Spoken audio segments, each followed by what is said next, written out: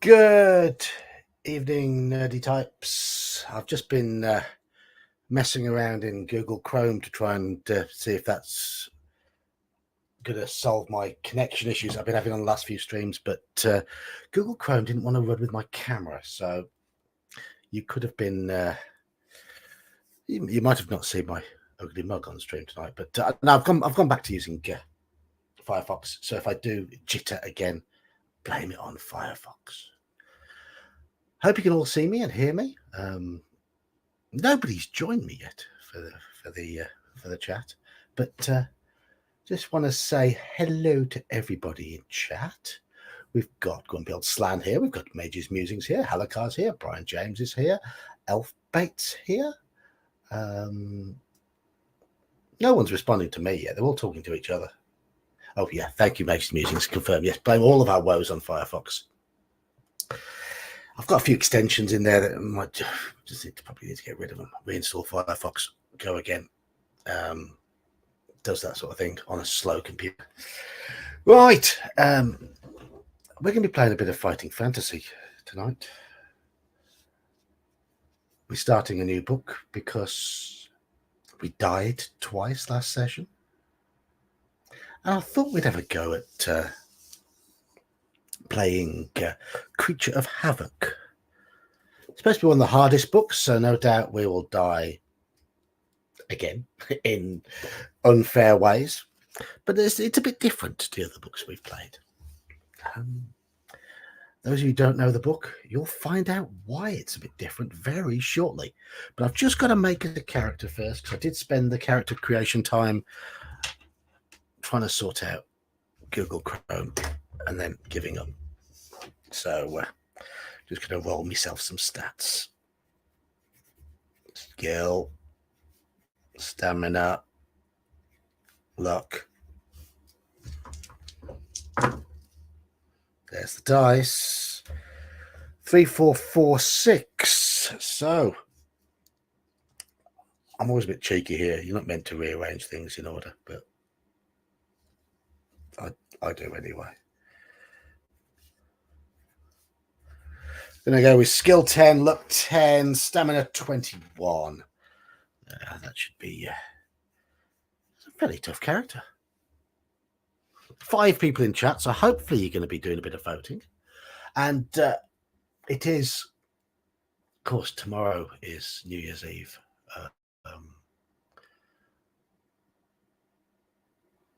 Hoping you're going to have a good New Year. We don't particularly do much to celebrate it in our family. None of us can be asked.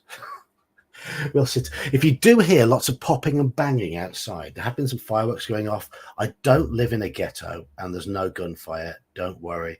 It's usually fireworks. So, like I said, Creature of Havoc. The Creature of Havoc. And I'm going to read the blurb at the back. Evil is festering in Trolltooth Pass. The necromancer Zaradan Mar is close to stealing the secrets of elven magic, which would make him invincible. Nothing could then prevent his legions of chaos from taking over the whole of Alancia. But what do you know or care about all of this? In this unique adventure, you are the Creature of Havoc, a monstrous beast with a taste for fighting, ruled only by hunger and rage. You have no knowledge of your past or destiny. If you survive, you may begin to control your bestial nature and learn your true purpose. But success is by no means certain, for the traps and terrors of Trolltooth Pass are many. Yep, we are the bad guy in this. In this book, we've got to find out who we are, where we come from, and why we are where we are. And let's start the book straight away. Right, start with a picture.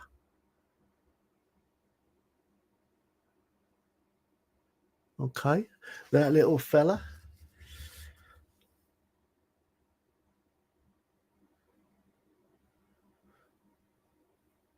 Halakar, is it a good thing having experience of driving under the influence? To say I've never done it. Certainly in my youth, I may have attempted short distances, but over here, if you drive under the influence, you get done. You lose your license. Simple as that. So no, if you live out in the sticks, you might get away with it. So I'll be doing no driving tomorrow night. I've got Guinness outside. I've also got a can of something for tonight. Oh, so I do want to show you before we kick off. It's our friend. I have a Hungar t-shirt on. He might turn up at some point tonight, I don't know, but if he does, Hungar's on my chest. And if you look at the bottom, he is standing over a partially naked lady. There we go. Hungar the Barbarian. Yeah, true. The novices don't realise how impaired they actually are yet. Yeah. So yeah, Hungar's t-shirts available from his Hungar t-shirt place. I can't remember where I went. He's got a link that he'll give to you if you ask him. Right, have you seen the picture? Hello, Brian. I don't know if I'd said hello to you already yet. If I had already, then hello again. There goes the monetization. Yes. Is that Hungar that's caused that, or is it the lady he stood over? Right, let's start. The pain is unbearable. Summoning up all of your energy, you open your eyes. First one, then the other. They narrow to slits as they adjust themselves to the strain of trying to see once more. Then relax as they make out familiar shapes in the dim light. A dirt floor, rocky walls. Then the pain takes over. Your head rocks, your eyes submit and close tightly in an agonized grimace. Instinctively, you raise your hands to cup your face, and a low moan mingles with a rasping sound as your rough fingers rub the scaly skin above your eyes.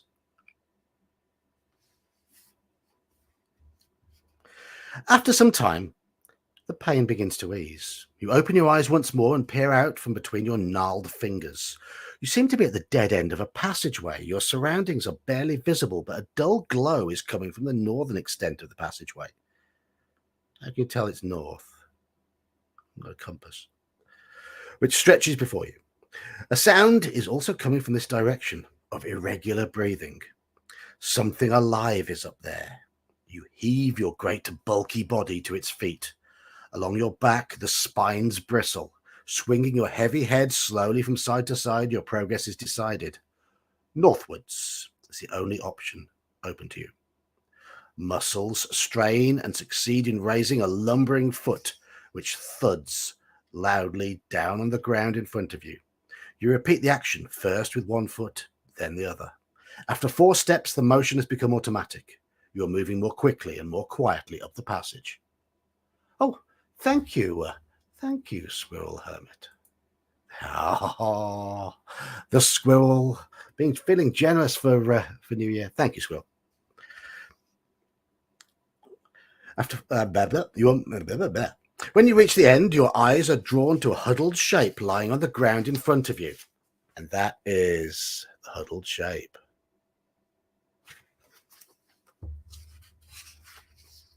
The small figure lies on its side, facing away from you. It is shrouded in a dirty brown cape tied around its neck, and it lies in a puddle of thick red liquid. Its body rises and falls irregularly with each breath. Some unidentified feeling swells within you. Is it anger, hate, fear, curiosity, hunger, or even sympathy? You bend down towards the little creature, uttering a meaningless grunt as you do so. There you go, meaningless grunt. The sound rouses the figure, which rolls slowly over to face you.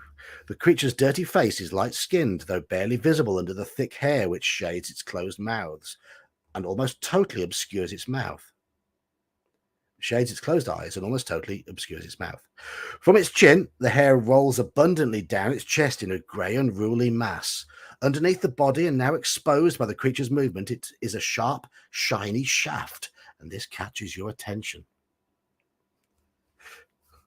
As you stand there staring, the creature's eyes flick open. They focus on your bulky shape, and a look of terror streaks across the creature's face. In spite of its pain, it fumbles for and grasps the shiny shaft. Are we going to? We've had knockers, and now we've got shiny shafts, right? Holding its pointed end out towards you and baring its teeth. The wounded dwarf you have found is evidently in need of help. Will we show him we mean no harm, try to talk to him, or bring our foot heavily down on his neck? So those are our options. Show him we mean no harm, try to talk to him, or bring our foot heavily down on his neck. Off you go. 7 people in chat.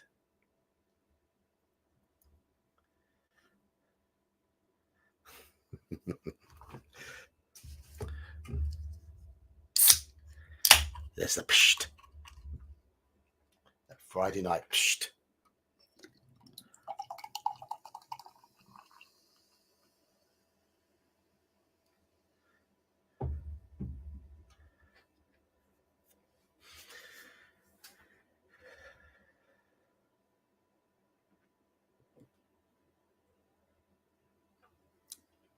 Okay, we have 4 pacifists so far and 1 sadist. Hello, Roland. Hello, Hunger. Ah, he's here. Hunger. Da, da, da.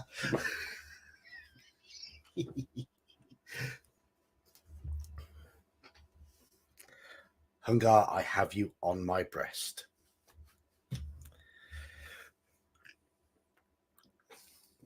So, those options again. The wounded dwarf you found is evidently in need of help. Will we show him we mean no harm, try to talk to him, or bring our foot down heavily on his neck? I've got 1, 2, 3, 4, 5 going for no harm. Actually, there's only 8 people in chat. So, show him we mean no harm. Turn to 93.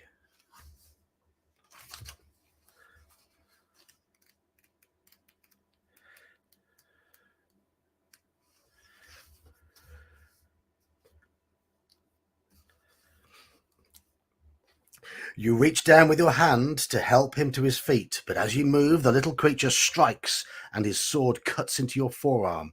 Luckily, the tough scales prevent it from doing any real harm, but you must still lose 2 stamina points. Considering your size in comparison to his action was understandable. Now, instead of reaching for his arm, your hand opens and grips the dwarf's neck. You struggle to control your actions, but to no avail. Your sharp talons dig into the unfortunate creature's flesh. His eyes bulge as he tries to scream.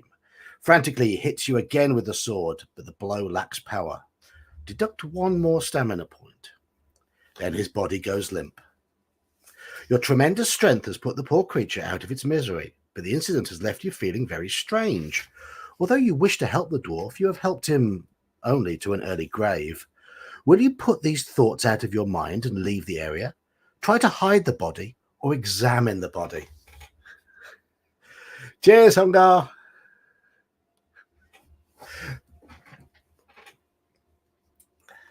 So, 3 options to pick from. 10 people in chat. Do we try and put the thoughts of the fact we've just murdered a dwarf out of our mind and leave the area? Will we try to hide the body, or shall we examine the body?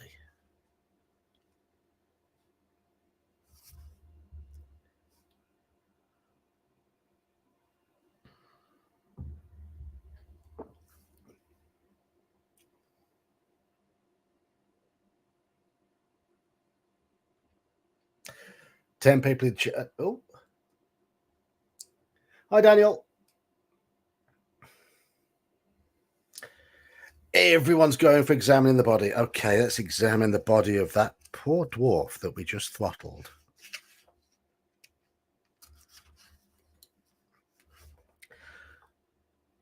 Your hands relax and the sharp claws retract into your fingers. You clumsily fumble through the dwarf's dirty vestments. Your fingers will not fit into the pockets, but you do succeed in snapping the thongs of a large leather pouch, which the creature has around its waist. As the ties break, the The pouch spills its contents on the ground in front of you. It contains several circular pieces of shiny metal and a piece of hide, which unfolds as it drops out of the pouch. It is light in colour and has markings all over one side. You pick it up awkwardly and look at it, but it makes no sense at all.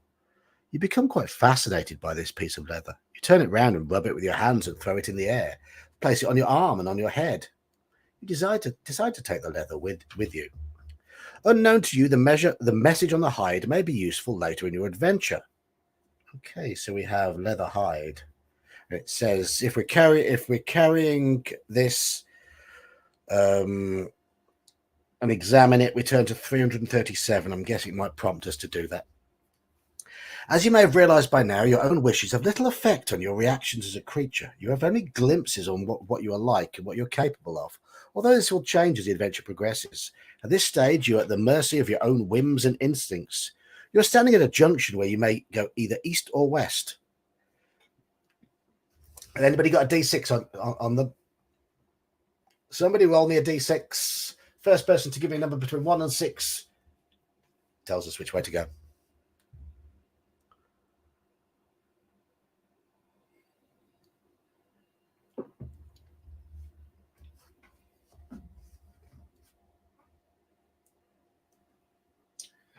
Put a bit more light on it. I think I need new glasses. My eyes are a little bit tired. Daniel goes for 4. That's the first number I've seen. So 4 means turn to 148. Hunger, you're a little too slow. You decide to follow the passage east to your right. Your first steps are slow as you take in the encounter with the dwarf. After a few paces, the corridor turns north. You approach a stout wooden door and must make a decision. Will we smash the door from its hinges and continue, or will we give up on this route and return to the dwarf's corpse? Okay. We have to roll dice. So can you roll? Yeah, we haven't really got much choice at the moment. Give me a number between 1 and 6.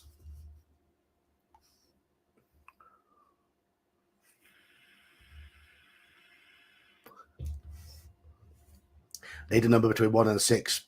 That Hulk smash indeed. But at the moment, we haven't got much choice. We're just going to roll dice. Daniel's the quick. Hungar, you're a split second too slow every time. Daniel's getting in there first.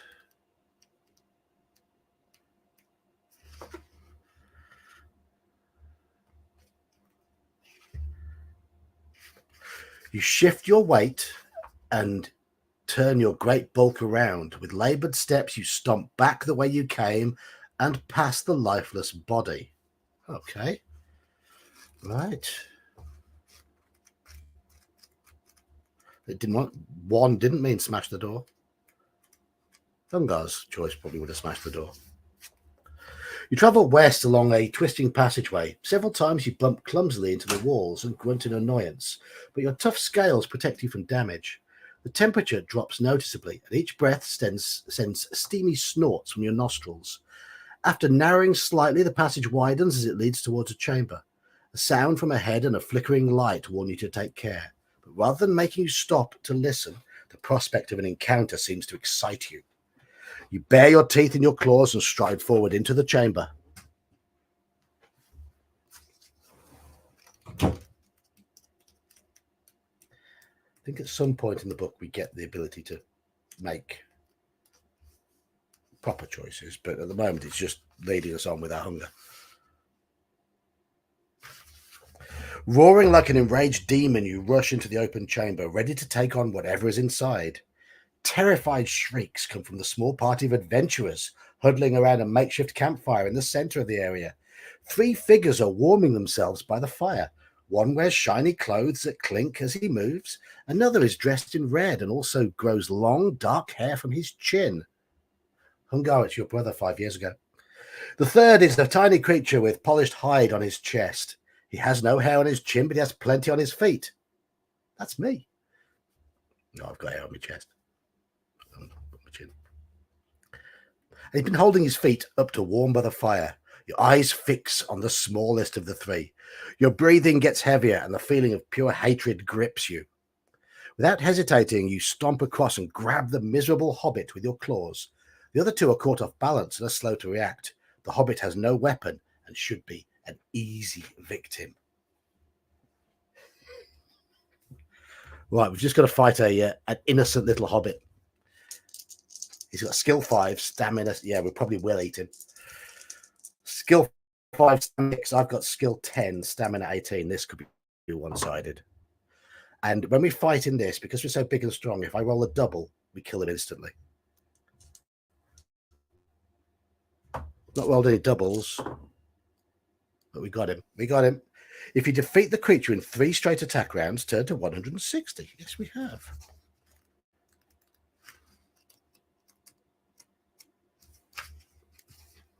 As the creature dies,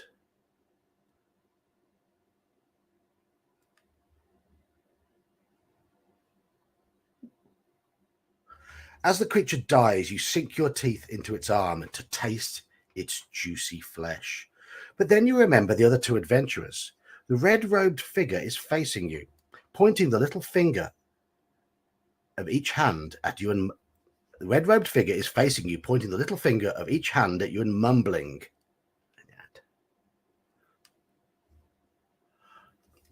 Daniel, thank you. Good man. I don't get a notification when memberships are given out. So thanks for letting us know, Mr. Musings. Daniel, you're a star. So just gonna bring this one up. The shiny human has grabbed a sword similar, you remember, to the dwarfs, but larger, and is shouting to the other.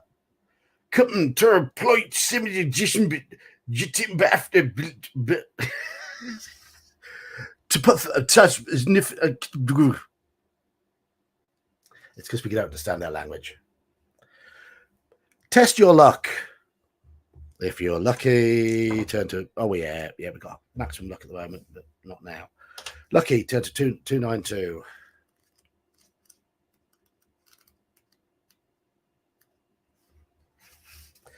Your reaction is immediate. The red-robed human is deep in thought and looks an easy target. You step forward and swipe viciously at him with your claws. He screams and falls to the ground, clutching at his face. You look down at the undefended wretch and prepare to deliver the death blow, but at that moment you feel a terrible sting in the back, which causes you to bellow and swing round. The remaining adventurer has lunged at you with his sword and succeeded in piercing the scales and flesh on your back. You must lose 2 stamina points. Okay, I'll get that back when I eat the bodies. And then you must face the knight in plate armor.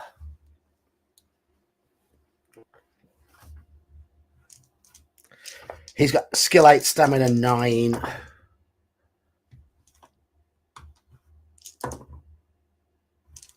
Beaten him twice. Dice are good to us. Oh, and there's a double. There's a double.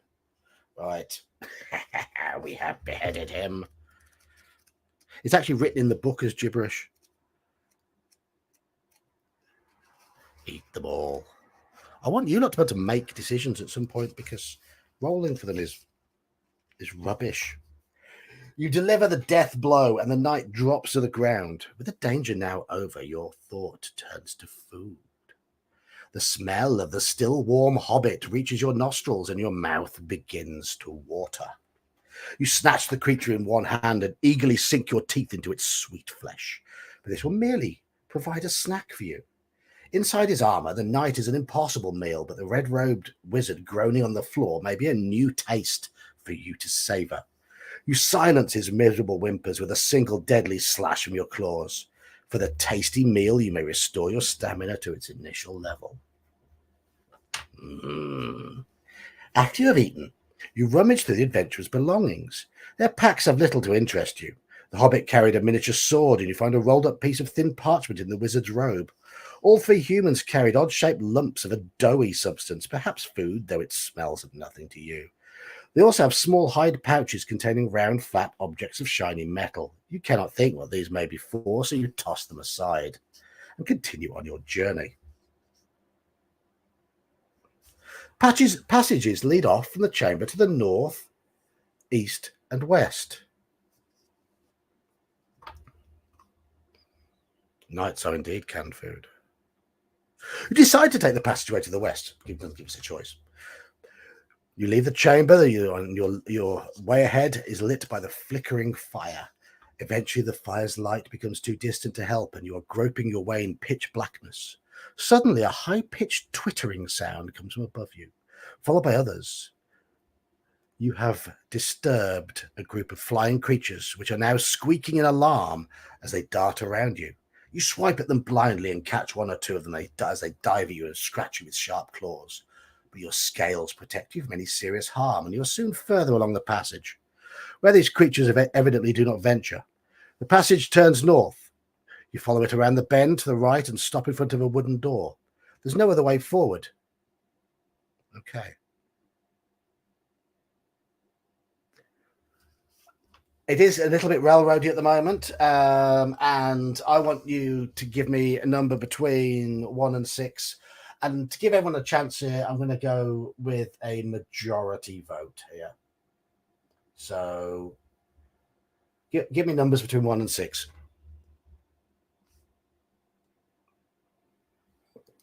I had this book when I was younger. From what I do remember is that there is, after a short while, you get to a point where you can start making decisions. You've just got to find a bit of your humanity, which at the moment is non-existent.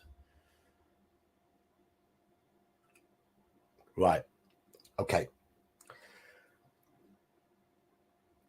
I know what we're going to be doing, because here it said roll the d6. If you roll 1 or 2, turn to 1. If you roll 3 to 6, turn to another. So the odds were that we would more likely roll 3 to 6, and most of you have gone for between 3 and 6. So that's the way we'll go. That seems a fair way of doing it. Gets you involved. Gets you all involved, which is what it's meant to happen.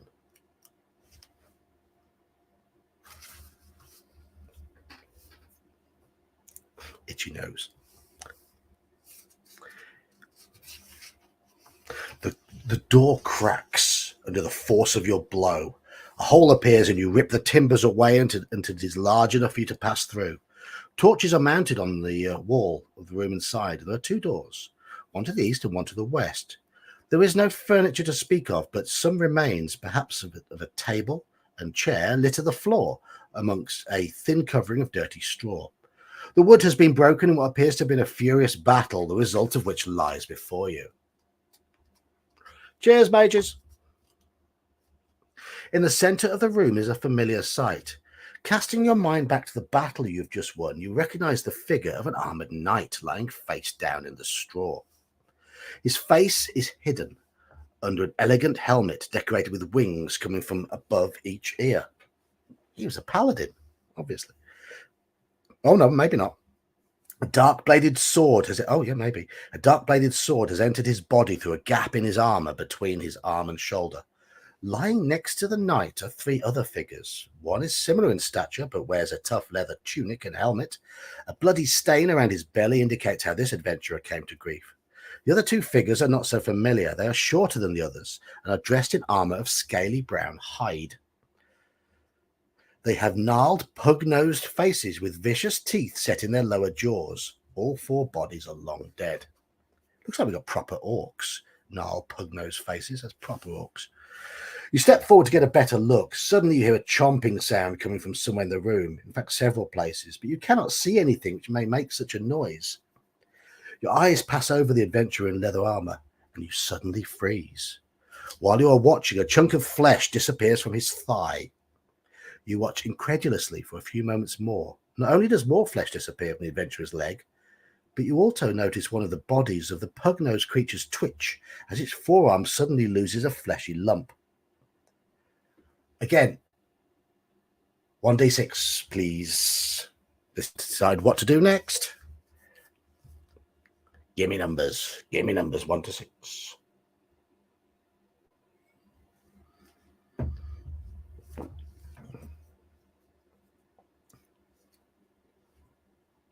Fünf.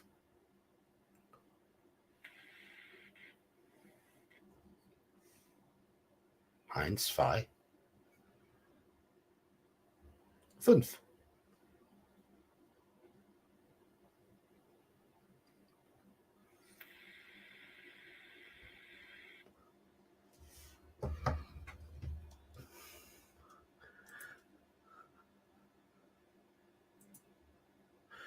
Havoc, I know you were trying to say later mage to him here, but lager mage sounds good. Just don't need to just come up with a number between 1 and 6, Halakar. Doesn't matter. Doesn't matter. You can roll if you wish. You can make little chits if you want. I never had the set with chits in. Never seen them.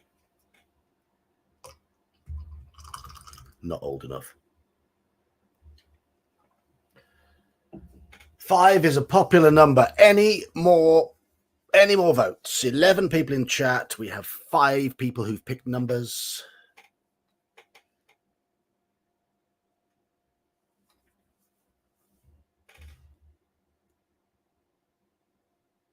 No? Okay. A 5 takes us straight to the door to the east. No interest in the bodies. No. Brian, you're too slow. The decision's already been made. You make your way cautiously towards the door, horrified by the sight of the bodies slowly disappearing. As you step across one of the pug-nosed creatures, your foot catches something in the air.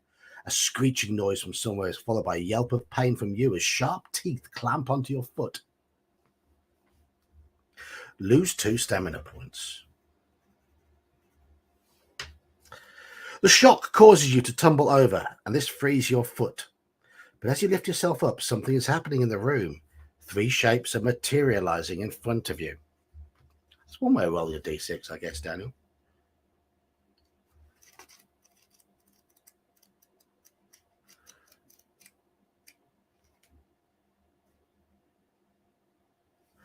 Your eyes widen as 3 scrawny creatures form before you. They are thin and angular and move in quick, jerky motions. Although their bodies are covered in scraggy, dark fur, their bony faces are bald with tiny eyes. In the center of each face is an oversized, protruding mouth rimmed with sharp teeth. These vicious little flesh feeders live on carrion.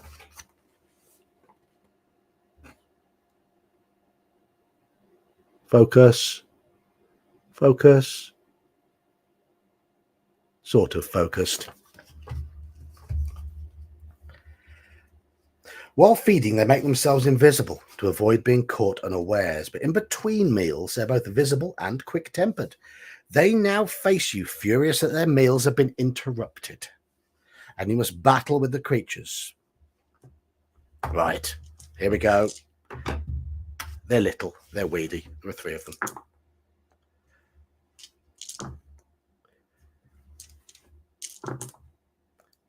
Oh, hang on. One of them's just hurt us. Arrgh. Got him. Second one. Oh, there's a double. Killed him. Third one.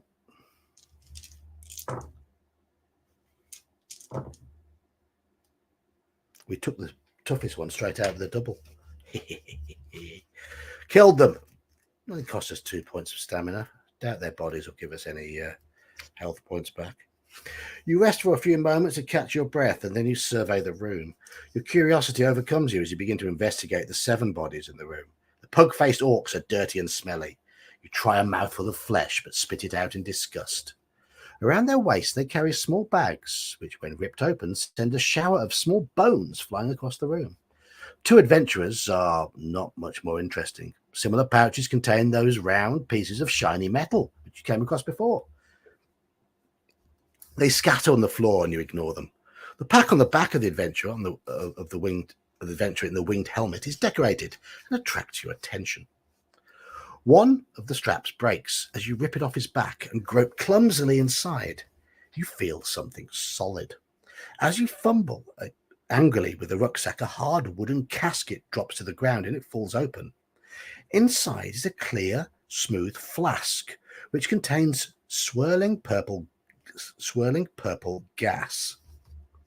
Your curiosity is captured, and your huge clawed hand tries to grasp the delicate flask, but this turns out to be hopeless. Eventually, you pick up the casket and drop it on the ground, but as luck will have it, the flask jumps in its cradle and lands in such a way that the stopper flips out. The purple gas within swirls tempestuously, and its vapours seep slowly from the neck of the flask. Still no real choices. This is a bit linear at the moment. Too much to read, not enough decisions at the moment in this book. The gas drifts from the flask, but rather than spreading out, it pulls itself together into a purple cloud and billows up before you. You watch open-mouthed as a shape begins to form in the cloud and eventually turns into a face, which stares deep into your eyes. The face is human-like, but thin and with jagged features. The pupils of its eyes are not round, but are instead serpent-like. Its thin-lipped mouth opens and speaks. Jib ma flips defa norfste. Fut you look to Edward Papo, you nwop fother, fuspusku, which he should from and it goes on. There's a whole paragraph of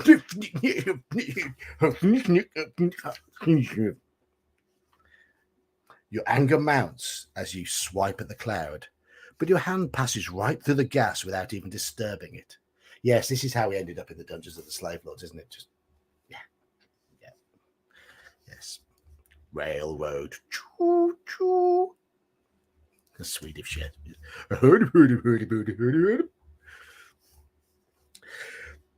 The mysterious face blinks slowly, and the colour of the cloud flashes momentarily from purple to white and back to purple again. Then the face disappears, and the cloud is sucked back down into its flask. Once safely inside the flask, the stopper replaces itself in the neck, and the bottle settles into its cradle in the wooden casket. An instant later, the casket and its contents have faded to nothing. Oh, you decide you've had enough of this room, but you may add 2 luck points for your find. And we have a choice. You all right, DK? Yeah, I'm going senile. Right, we gained 2 luck points because this encounter has given us a little bit of understanding. So you've got a choice here. No rolling dice now. Do we leave through the door to the west or the door to the east? Nice, simple. West or east.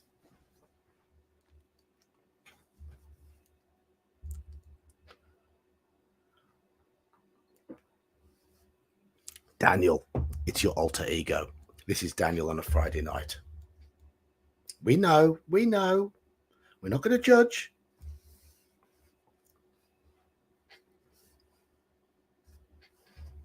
What happens on stream stays on stream. We don't know Halakar because we're just a monster. Doesn't really know.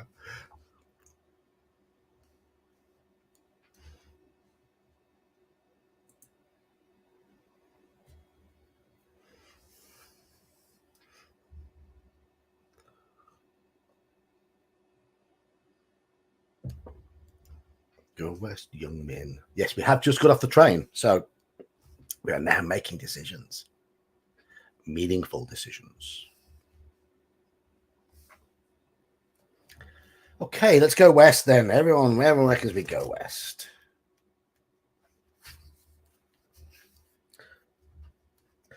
You leave the room along a passageway which runs west, your thoughts still dwelling on the mysterious smoke creature. After a short time, you find that the passage is bending this way and that through the rocky earth. But your progress is aided by the strange blue glowstones which are set into the roof of the passage.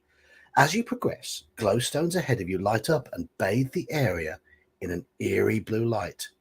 When you look behind you, you can see that they magically turn themselves off. Suddenly, a distant echo reaches your ears and you stop dead in your tracks. Again, you hear the sound and it is coming closer. Footsteps and muffled voices are heading towards you. You are fortunate in having the advantage that your own footsteps are virtually silent. So you continue ahead, ready for a fight with anything that may come along. You approach a bend. A shrill scream pierces the air, and for an instant you are not sure whether it came from your own throat or that of the terrified adventurer with whom you suddenly found yourself nose to nose when you turn the bend. But you recover quickly and slash furiously at the hapless human, still trying to compose himself after his fright. You catch him across the skimpy leather armor he wears on his chest and send him crashing into the rocky wall, where he loses his grip on the sword he's carrying. His two companions are close behind, so you must finish off the strong arm without delay. Roland, are you lagging? We're not rolling dice anymore. Roland's lagging. Right, so we've got to fight the warrior. Strength, skill 7, stamina 8. Should beat him. 11-3, yes. 9, oh, tied. 9-12. 7-6, beat him. 6-6, beat him. 9-8, beat him.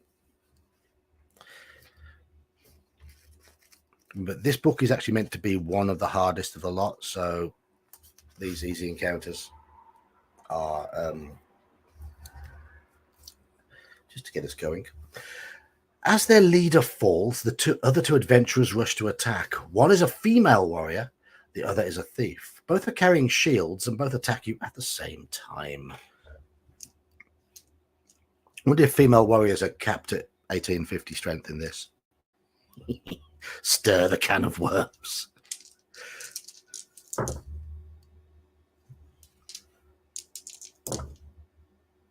Oh, yep, a double. Taking out the first warrior. And the thief. 6-4.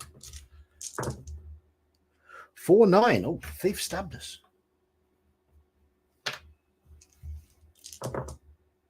Oh, another double. Double 1 as well. Oh, a shame. Doubles take them out instantly. Do we get to feast on their corpses? Mm.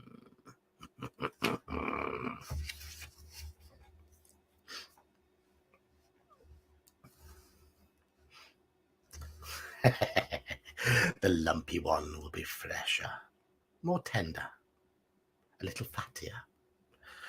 You smoke. You poke around the bodies of the 3 dead ruffians. Something shining on the wrist of the third adventurer catches your attention. Clumsily, you rip at the clothing of all 3, eventually exposing 3 objects of interest. The leading adventurer wore around his neck a pendant made of a dull dark metal on a leather thong. The third adventurer wore 2 wrist bracelets of a shining yellow metal.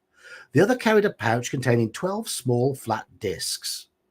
Which of these do you want to take? The pendant, the 2 bracelets, or the pouch with coins in? Up to you, chaps.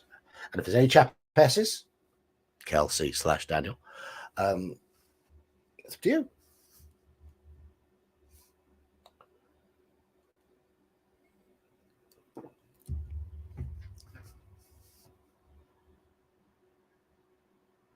Pendant. Oh, Roland, you've caught up.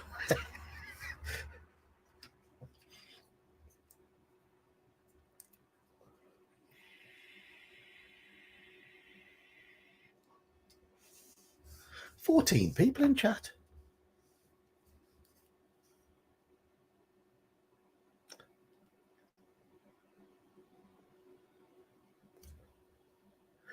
Is that an intentional typo there, Brian? 2 braclets and wear them.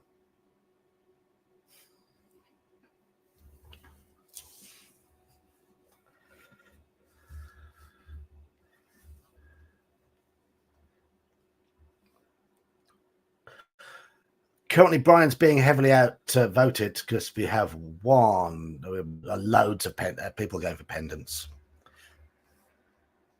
Is that because pendant looks and sounds a lot like pedant, and we are pedants being old gits? Must be right. So we're going for the pendant. I'm of course assuming you're all old gits as well. I mean, if you're young, then tell me. I mean,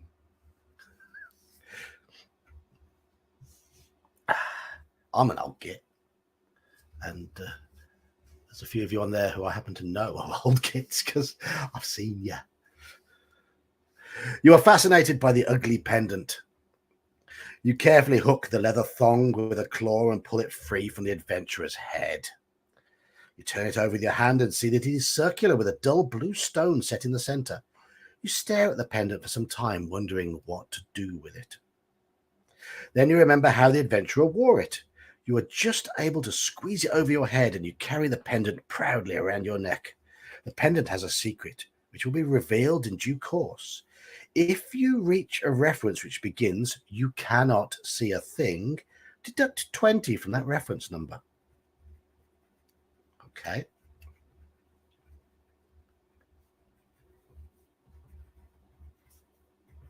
Made a note of that. You may add 1 luck point. We're maximum luck already. Okay, so looks. I'm guessing it's a necklace of light or something. Yes, and Halakha. Yes, more magic necklaces than bracelets, but no, that doesn't count, Slant.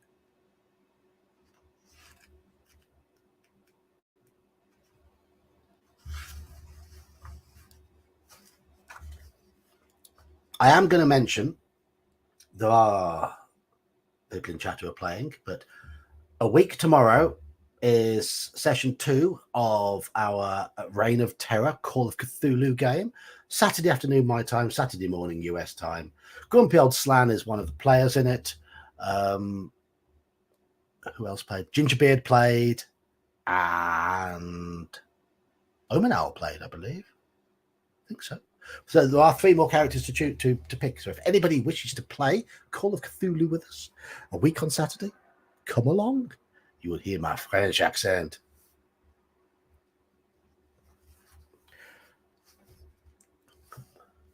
Before you finally leave the adventurers, you may decide to feed on them. Of course. Thank you, Hungar. And I'm just going to say before you go, there you go. Gain 4 stamina points because we are feeding on the corpses. Then we continue. All is silent as you walk carefully along the passage. Eventually, your ears pick up the sound of a running water, and the air becomes moist and cool. Filthiest word in the English language. Moist.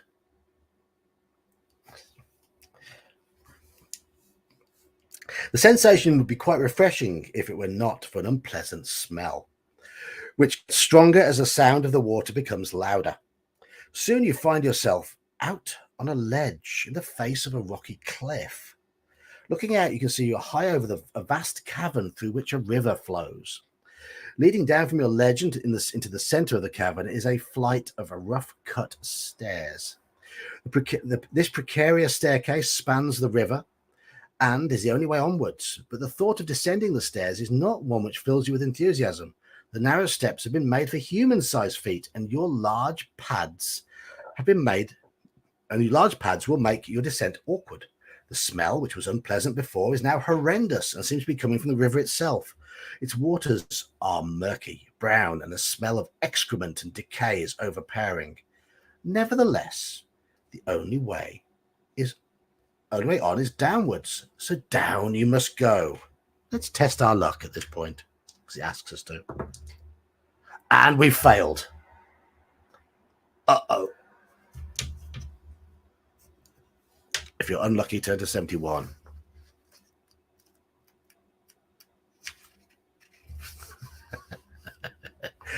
You try to keep your balance as you descend the narrow stairs, but they are damp and slippery. At one point, you slip and totter perilously near the edge before regaining your balance and continuing down. But 6 steps later, you lose your balance once again, and this time you are not lucky enough to regain it. You plunge over the edge of the staircase and down into the filthy depths of the Bilgewater River below. The impact is enough to knock you senseless, and unable to fight against the current, you are swept downstream to oblivion.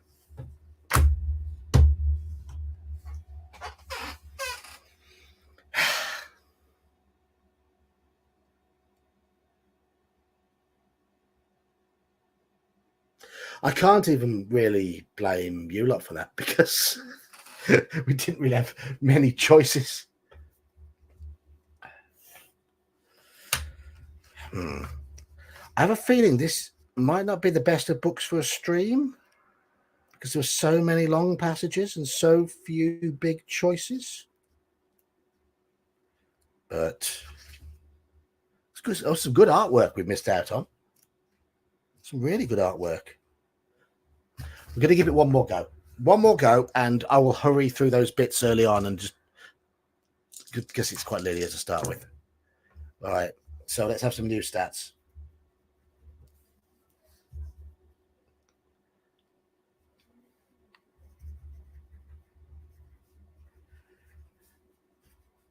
Okay, new stats.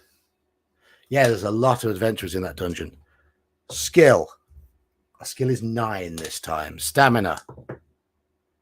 17. This character's not particularly strong. Oh, that's better. Luck 11. There we go. So we're not as big, but we're slightly more stamina-like. Right. Not more stamina, more lucky. Right. Okay, we're going to go back to that first one. We've shuffled along the passageway, and we've come to that dwarf on the floor. And you get the decision here of showing the dwarf you mean no harm, try to talk to him, or bring our foot down heavily on his neck. I wonder what you're going to say this time. Because you have this choice. Remember, we're a monster. Monster.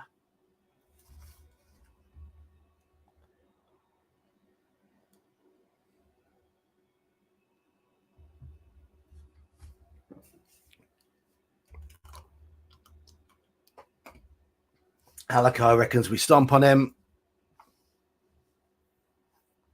Fee, smash, squish.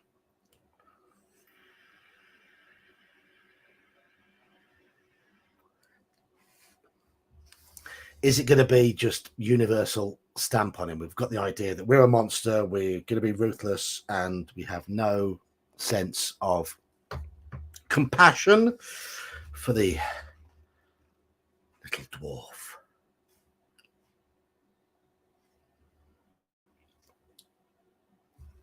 Okay. The little creature screams in horror as you raise your foot over its head. It squeals. I should have done that in a squealy voice. As it swings the sharp sword in its hand towards your leg. But the blow is weak and it glances off your tough scales. You feel nothing. A second later, you're looking down with mixed feelings at the lifeless form of the dwarf.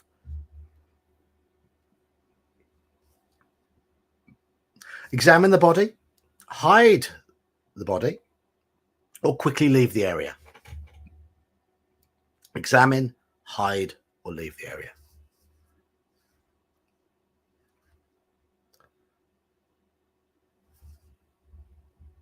I wonder when I do manage to get my camera working in Google Chrome whether we'll still have this lag on the chat, because it does seem to be just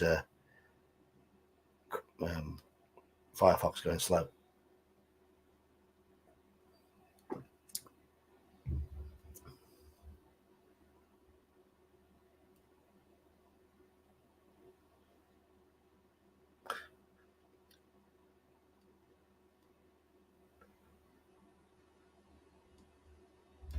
For 1d6 to see where the backtracking restart begins. Yeah. I think once we've found what appears to be the right way through choices, that we should start at that point. Certainly, if we do House of Hell again, we will be starting. It'll be like quickly flying through all the early bits. Okay, so we're examining the body. Examine the body. And I will admit, I have played another run through of House of Hell by myself off stream, and I died yet again.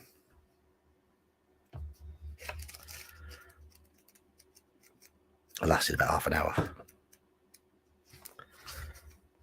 Okay, so yes, this is the leather thing which has us turned to 337. Right, that's fine.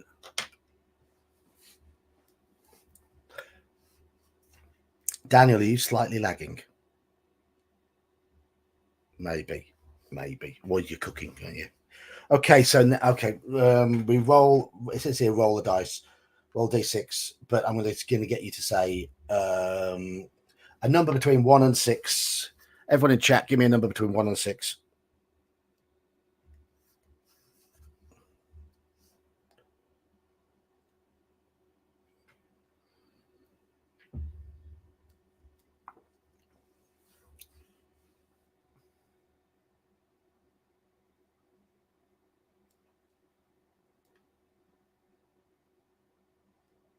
I forgot to ask, did you all have a good Christmas?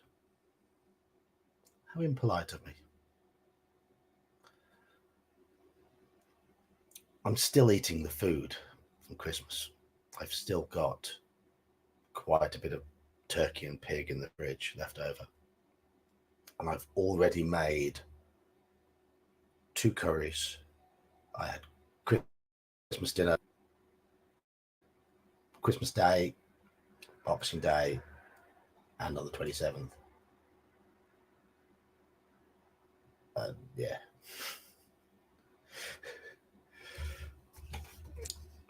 Made a very it's going to add to, yeah, I probably have as well. But I made a very nice turkey madras in a pot downstairs. Had that for tea tonight. Had it with chips, made in a brand new healthy air fryer. Highly recommend them. Tandoori turkey. How many of you here were on my spice eating stream? Do you all remember the pain from that? I had 6 more of those given to me for Christmas. Not quite as hot as that Reaper one. Not nearly as hot as that Reaper one. Still haven't finished that. I had it a couple of years. It's still there. Still there. It's just getting hotter and hotter and hotter. It's there in the streams. Something about old Git eating hot, spicy stuff. And about an hour and 20 minutes into it, I have half a teaspoonful of Carolina Reaper chili jam. Don't recommend doing that again. Nope.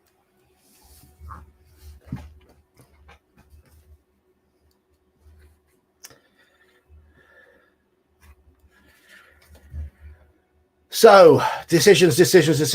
Lots of you are picking 5s. Lots of you are picking 5s. It seems to be the most popular number on the stream tonight. So turn to 148.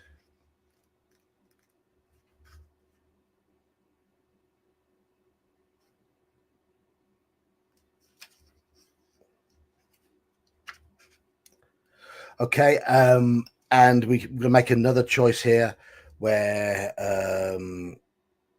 there's a door to smash, or do we give up and go back? Again, I want a number between 1 and 6.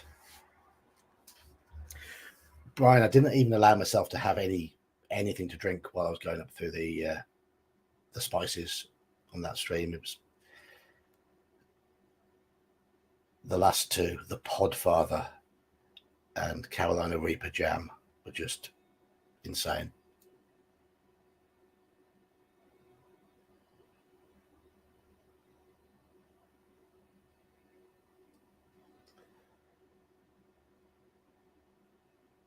Carolina Reaper salt?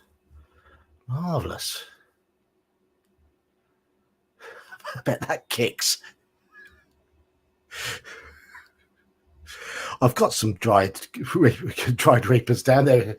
I haven't dared cook with them. My God, that stuff is hot.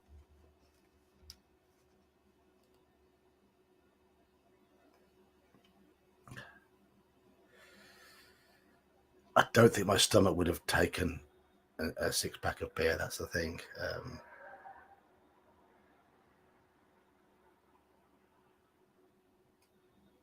My wife's very kind to make me pack lunch most days when I'm going to work. And I have a little bit of chili jam on my sandwiches. And we'd run out of the ones I had on the sandwiches, and she didn't realize how hot the Reaper one was. And she used a teaspoonful and smeared it all over the bread, put the ham or the chicken or whatever it was on there. And I spent probably 2 hours of that afternoon in the toilet, gasping.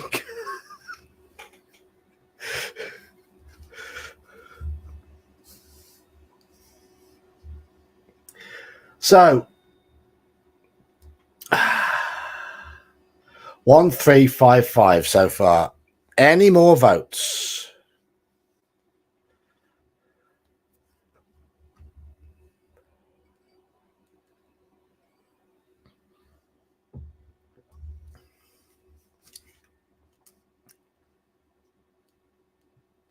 Four. Okay. Most of the numbers are between 3 and 6, so we turn to 72.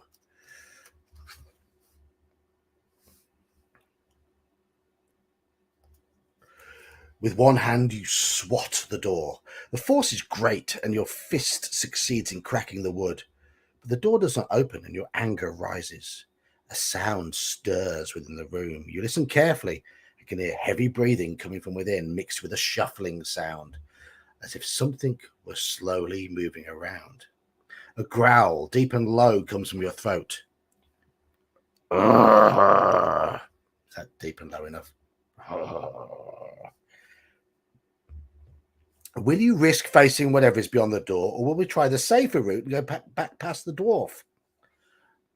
And we decide by rolling a d6. So, over to you, chat. Number between 1 and 6 again.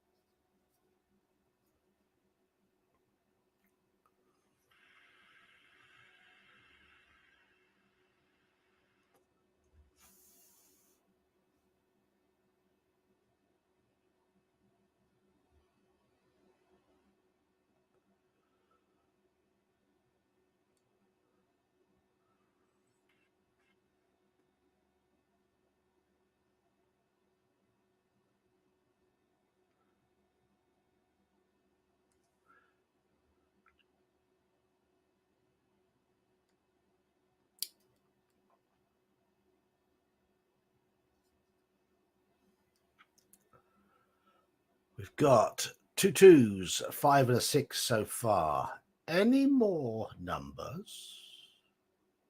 Go on, Squirrel, type something.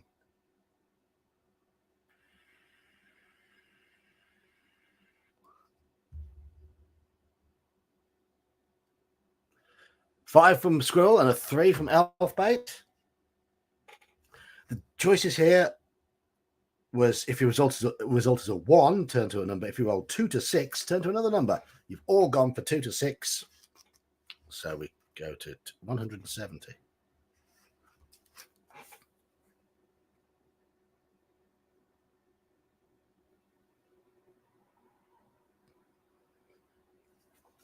Looks like someone who streams with me on a Wednesday. Can't think who. Answers in the chat as to who it looks like. Fury builds up within you. You step back, and with a loud roar, you charge into the door. The hinges crack and are ripped off as the door crashes inwards. There's no furniture or decoration in the cave that greets your eyes. There's a seat carved out of the stone, but the room is clearly the dwelling of a captive or slave. Your eyes then switch to the room's inhabitant, and your reaction is swift. The huge claw beast, whose peace you have disturbed, slashes at you with its deadly talons. You lurch back and avoid the creature's onslaught, but this attack serves only to fuel your rage. Your own sharp claws slide out, Wolverine style, and you turn to the claw beast. Resolve this combat. This is tough. It's skill 9, stamina 14. I hope we roll a double, because we could lose a lot of stamina in this. Yeah, we've lost that round.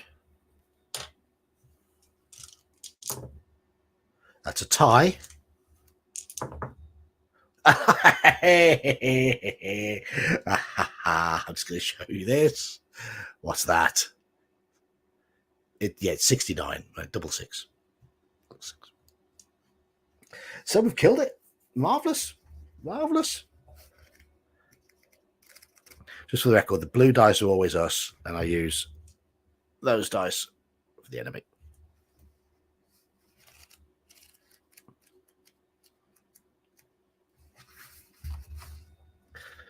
No, sadly, no snoo. Your foe is defeated, and you feel justifiably proud. Your gaze passes from the dead creature to its lair, but there is nothing of interest, and the sickening stench of claw beast makes you want to leave quickly.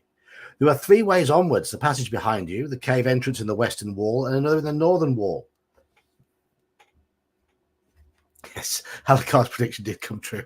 Snoo, 69. Right, yeah. Roll D6 for me, please. Come on then, chaps.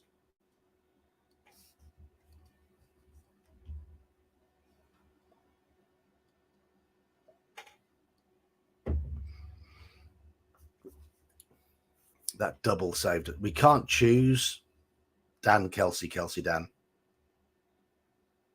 We've just got to pick a number.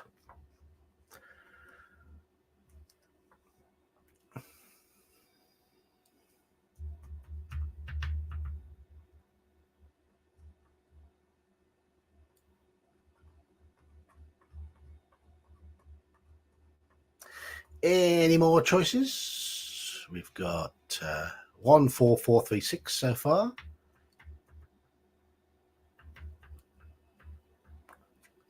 Squirrel going for 2.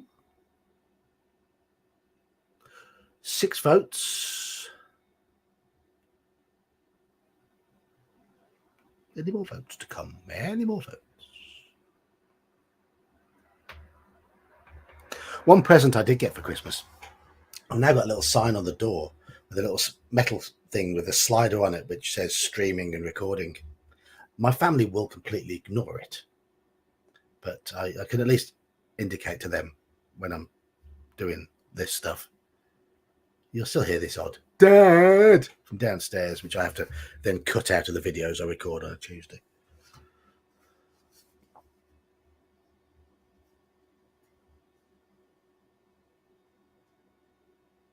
Right. The ranges for this one were 1 to 4 and 5 to 6. Almost everybody has gone for the 1 to 4. Brian's been outvoted. So we'll go to 230.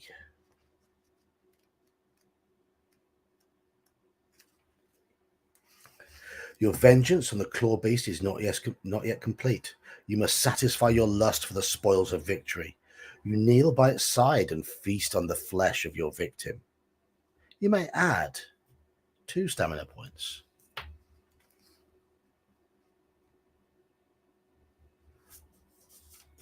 I ideally need to have a sign downstairs which says "Dad recording, shut up," but that doesn't. That's fallen on deaf ears so far.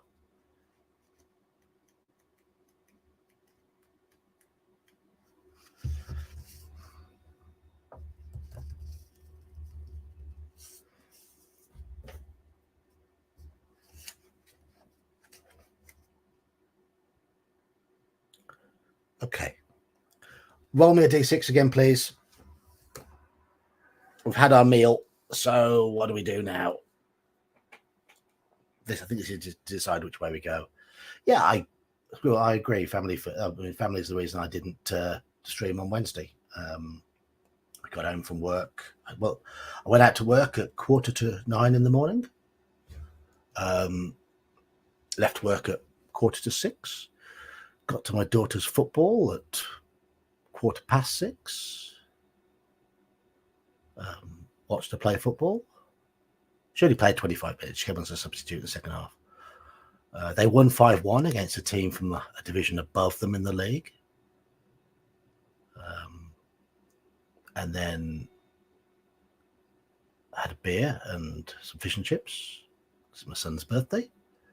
Got home about 10:30, 11:15. A long day out. No street.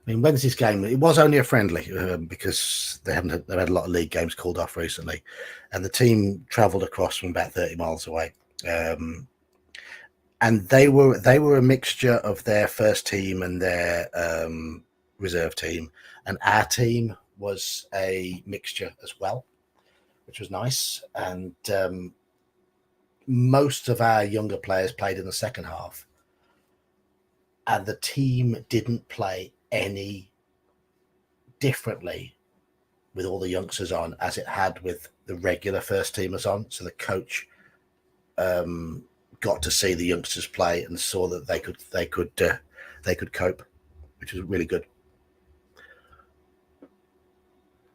Yes, my son, he had what is called a Quadzilla burger, which is massive. And he's allowed in Britain, you're allowed to have alcohol with a meal from the age of 16 onwards, as long as you're with your parents. So we bought him a pint, and he struggled with it because his belly was so full after his Quadzilla burger. That's one thing to learn. If you're going to have a beer, just eat sensibly. Yes, it was his first beer out.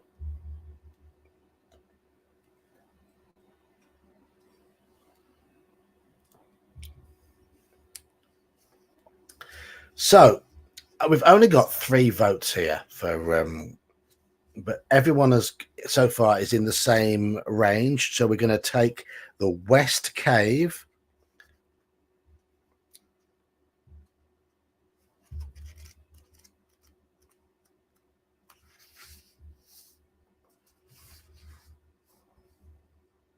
Yep. The passage continues westwards, but begins to narrow after a few paces. It bends first to the left, then to the right. At one point, you disturb a group of rats feasting on some partially decomposed remains, but they scurry off into the blackness as you pass by. Suddenly, sounds in the distance alert you and you stop. Ahead, there is a sharp bend to the south, and flickering light and dancing shadows warn you of danger. For a few moments, you hesitate, but your emotions take over. A raging storm seems to be gathering within.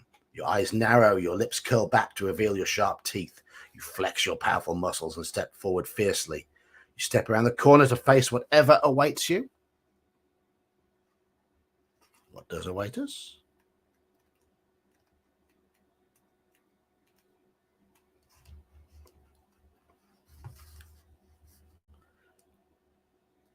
Ah, okay.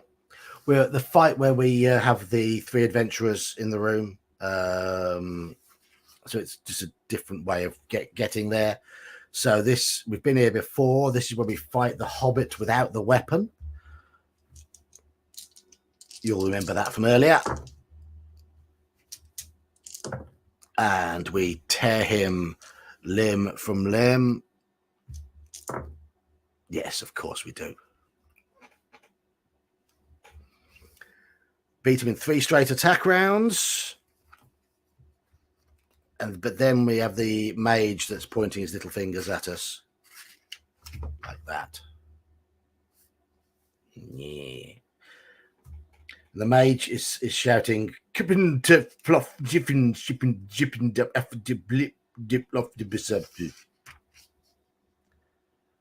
we test our luck to see which one we fight. We are lucky, and I know that means we slam the mage. I'm just zooming through because I know how this turns out.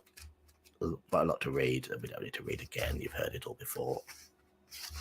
And we fight an armored knight. Okay. Fight the armored knight. 7-5. Win that one. 8-8. We've got higher skill. We win that one. He's 9-11. It's just he's wounded us. We're down to 13 stamina. 5-8. He's wounded us again. Stop it. 11-7. That's a win for us. 8-5's a win for us. One more hit will do it. And we finished with a 4-4, which is an instant killer blow anyway. Bit of a waste. You might be interested by what I rolled there, actually. It looks quite nice. Look.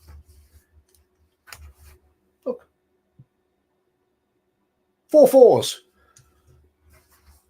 No, mages, we died. This is our second attempt. We fell into an underwater stream and got swept away last time. Okay, we can we feast on the bodies. I am hurrying through. We can restore our stamina to its original level, and we then go wandering off past some bats, and we come to a door. So I want to roll for what we do here. Roll me a d6, everybody, please.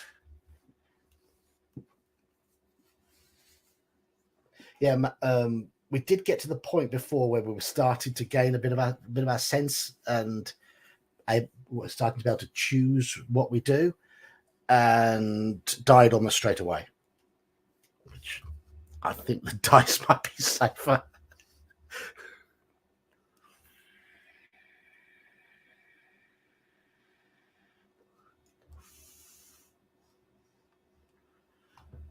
Is everybody remembering here that 1 to 2 was different to 3 to 6 here, and so 2 is currently winning? Yeah, we did the 3 to 6 thing last time, so are we trying the 1 to 2 thing now? There's a bit of sneakiness in chat.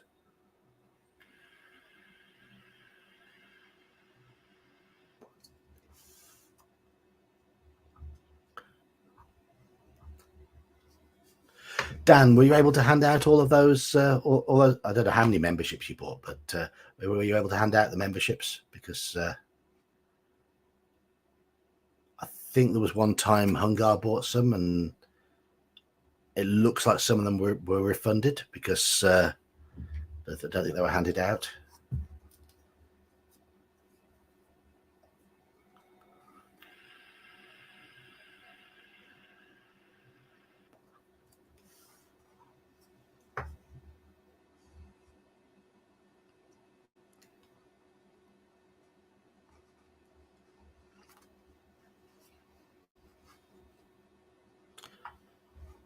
Okay.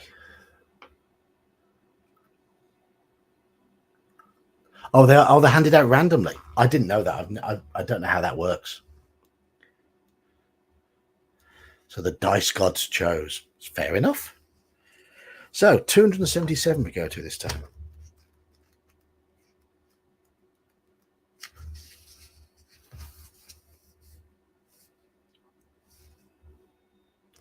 You listen at the door and hear slithering noises followed by chomping sounds. You step back for a moment to consider what you've heard. Decide to turn back in the direction you've just come from. As you feel your way slowly along the pitch-black passage, you are again startled by the high-pitched twittering noise that you remember from your last encounter with the small flying creatures. You swat hopelessly at them and manage to hit a couple. But one swoops down and catches you painfully in the left eye. Fortunately, your eye was blinking at the time and it's not been permanently damaged, but the bruise swelling up above your left cheek will keep the eye closed for some time. You must deduct 1 skill point. You may restore the skill point if at some time in the future you reach daylight. The attacks from the flying creatures continue, and you decide to abandon this route and make your way back to the door. Finding it once more closed and barring your way, your jaw tightens and your lips curl back in an angry snarl. We leap at the door with our fists.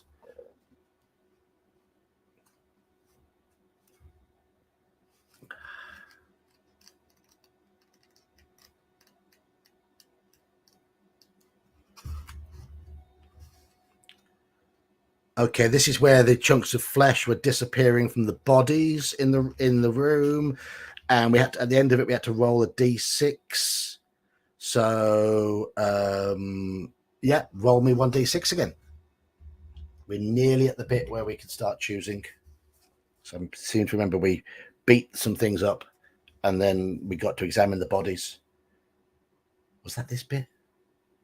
Yes, it was. And we got that medallion.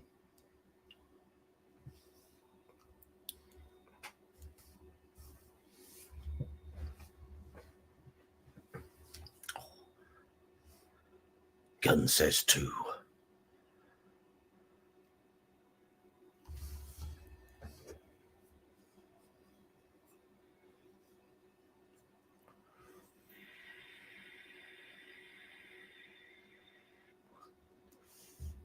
So we've got 1, 2, 3, 6, 6 so far.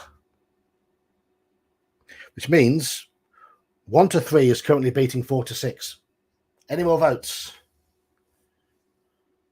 Roll dice if you want. That's probably the best way of doing it. Hello, Mark Hockman.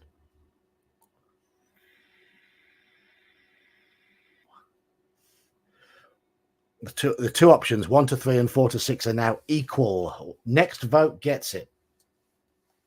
Otherwise, I'll roll dice. Don't want to do that. My dice are evil.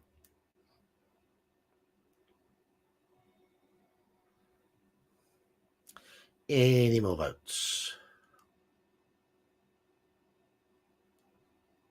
No? Okay. Oh, Daniel's dived in.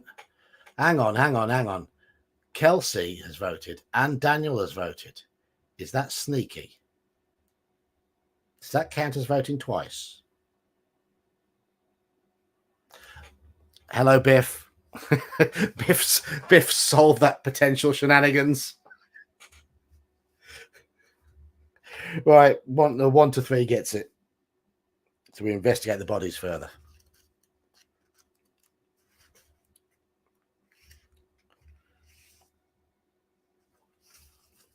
You approach the small of the 2 pug-nosed creatures and prod it with your foot. Its lifeless body shrugs and it lies still. But a similar prod on the leather-armored adventurer's leg produces a startlingly different result. A shrill, screeching sound shocks you to attention. As if this was some kind of signal, something starts to happen in the room and 3 shapes begin to materialize in front of you. I'll show you this piece of artwork again. The bodies and the shapes materializing. And why won't it focus on this one very well? It wouldn't focus before. Is that better? That's better. So we fight the flesh feeders. 3 flesh feeders. We've only got a skill of 8 now. Tie.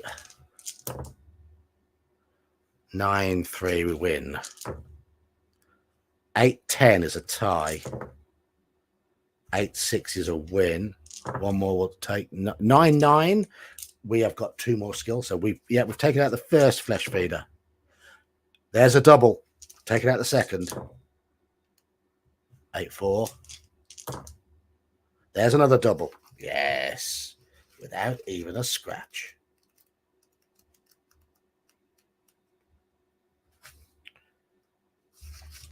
Okay. That's, oh yeah, we find the flask, the vapors from the flask. I am hurrying through. I do apologize to anyone who has joined. I'm just trying to get us back to the place where we died. We recover the luck points, and now we can start making decisions properly. That's better, right? So what happened, for those who weren't there, we found a flask. We knocked the stopper out. This purple figure materialized in front of us. We swatted at it. It disappeared back into the flask, and we gained some luck points.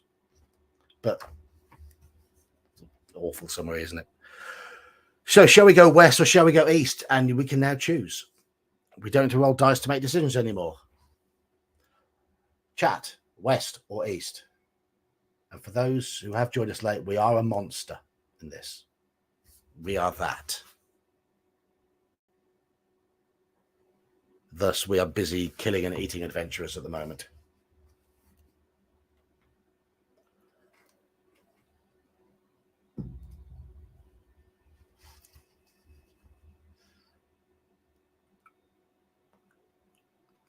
Slan, you've been hideously outvoted, haven't you? 6-1. Okay. We're going west.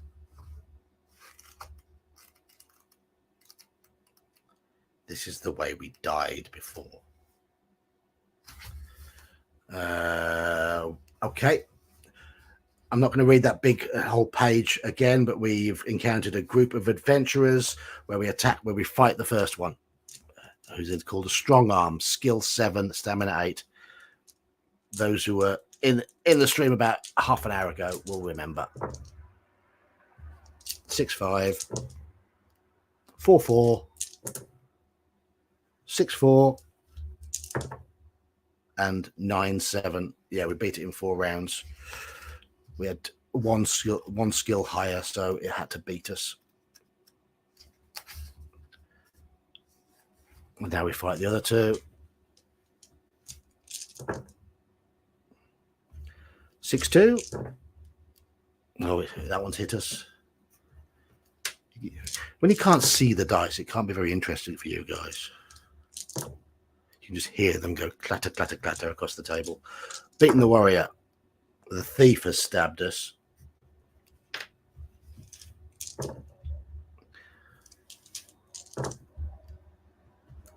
One more hit. One more hit. Oh, no, it stabbed us again. There's a double. Finished it off. Right, okay. Now we get the choice. Back to choices. Right. Yeah, I haven't got a second camera. Right. We've beaten 3 adventurers. Our stamina is down to 11. I will say that now. They were carrying a dull metal pendant, 2 wrist bracelets, or a pouch containing shiny discs. Make a choice in chat as to which you want to take.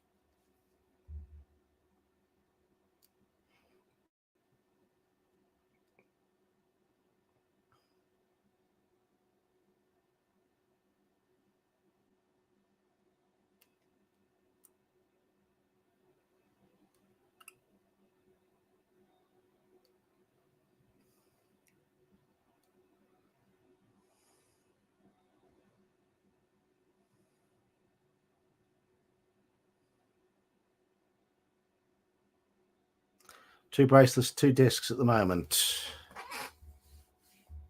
Nobody wants a pendant. The pendant did work.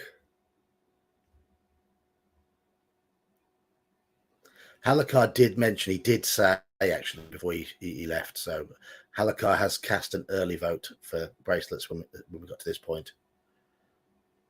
So bracelets won 4, discs won 2.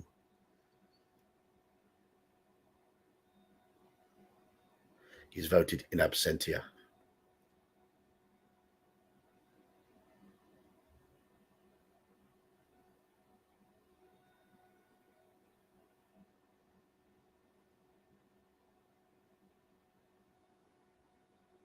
Any more votes? Any more votes? So it's 3 discs, 3 for discs, 4 for bracelets at the moment. The discs are coins. Bracelets then. 2 wrist bracelets being worn by the thief.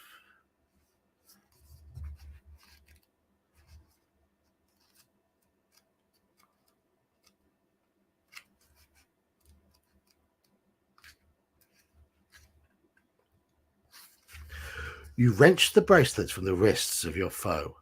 They make a tinny clinking sound as you turn them over in your hand, and you admire the intricate carvings which decorate them. Even in the meager light of the glowstones, they shine in an alluring way. You can make them wide enough to fit around your own wrists, and when you put them on, you proudly hold them up before you and turn them this way and that. You may discover during your travels that these bracelets have a special ability which will be revealed to you later. Add a luck point for your find. Okay, we have bracelets. 115 is where we feed on the bodies and gain 4 stamina. That is correct. And we come to the bit where we died last time. I'll read this bit again just to remind everybody. All is silent as you walk carefully along the passage. Eventually, your ears pick up the sound of running water, and the air becomes moist and cool. I'm only reading this because I want to say the word moist again. The sensation would be quite refreshing if it were not for an unpleasant smell, which gets stronger as the sound of the water becomes louder. Soon you find yourself on a ledge in the face of a rocky cliff. Looking out, you can see you are high over a vast cavern through which a river flows. Leading down from your ledge into the center of the cavern is a flight of rough-cut stairs. This precarious staircase spans the river and is the only way onwards, but the thought of descending the stairs is not one which fills you with enthusiasm, as the narrow steps have been made for human-sized feet, and your large pads will make your descent awkward. The smell, which was unpleasant before, is now horrendous and seems to be coming from the river itself. Its waters are murky brown, and the smell of excrement and decay is overpowering. Nonetheless, the only way to go on is downwards, and here is where we test our luck. We were unlucky last time, and we slipped and fell in the poo and were swept away. Our luck is higher this time. We have 11 luck, and a 7 means we succeed. We had 10 luck last time and failed because I rolled double 6. The descent is dangerous, and several times you lose your footing and stumble on the slippery steps. But your luck holds out, and you finally arrive at the foot of the staircase. The stench of the river is especially foul to your sensitive nostrils, and your eyes search desperately for the way out of the cavern. You discover 2 openings in the rock face ahead of you. One leads east and the other to the north. Here's your choice, north or east. And L has arrived. Here comes trouble. North or east? That's the book. And that's us on the cover.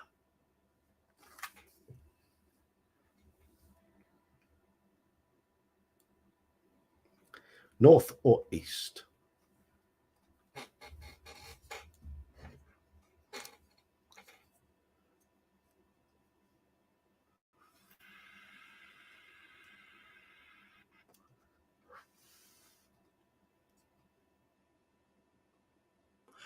We've got 2 votes for north so far. Everyone else has gone for east. So it's 5 easts and 2 north. We're a monster. We haven't got much clue what we are, who we are, why we're here. And you go on instinct for the first bit, and we've just gained a bit of ability to make some choices. So 3 votes now for north, and 1, 2, 3, 4, 5 for east.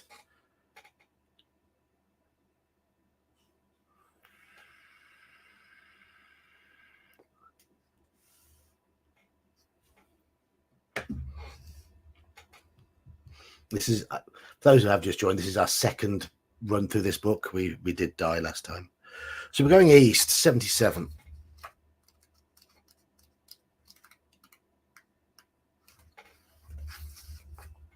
You enter the passage. It twists and turns through the rock in a haphazard way until it finally opens out into a small cavern. You pause to get your bearings and search for the best way through. Leading off to the north is a wide passage which seems to be going somewhere. Because, of course, passageways do go somewhere. But to get to it, you will have to cross the cavern. And crossing the cavern is not an inviting prospect, for in the cavern wall to your right are 2 caves, and in a neat pile outside the first cave is a mound of bones, some broken, some just chewed.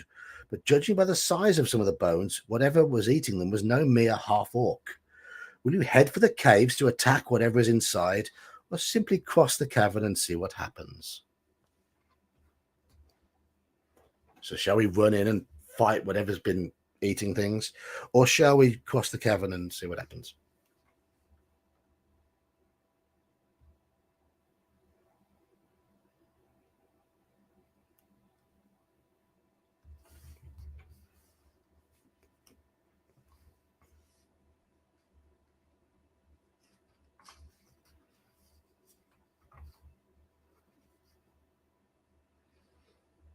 Nobody's made any decisions yet, I can see. Am I lagging? I'm probably lagging. Ah, there we go. There we go. Sudden rush of decisions. Fight, rawr. Fight, kill them all. Examine the bones closely. Cross, fight. Could it have been our cave? It could have been our cave. Cross the cavern. Two are going for cross the cavern. L wants to examine bones, which wasn't an option because we're a monster. We could gnaw on bones, probably. And we've got 1, 2, 3, 4 going for fight. So 4 fight, 2 cross the cavern. 1 spoiled ballot.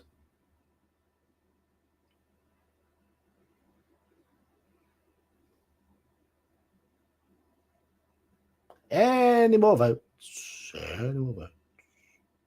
No. Yes, we do need meat.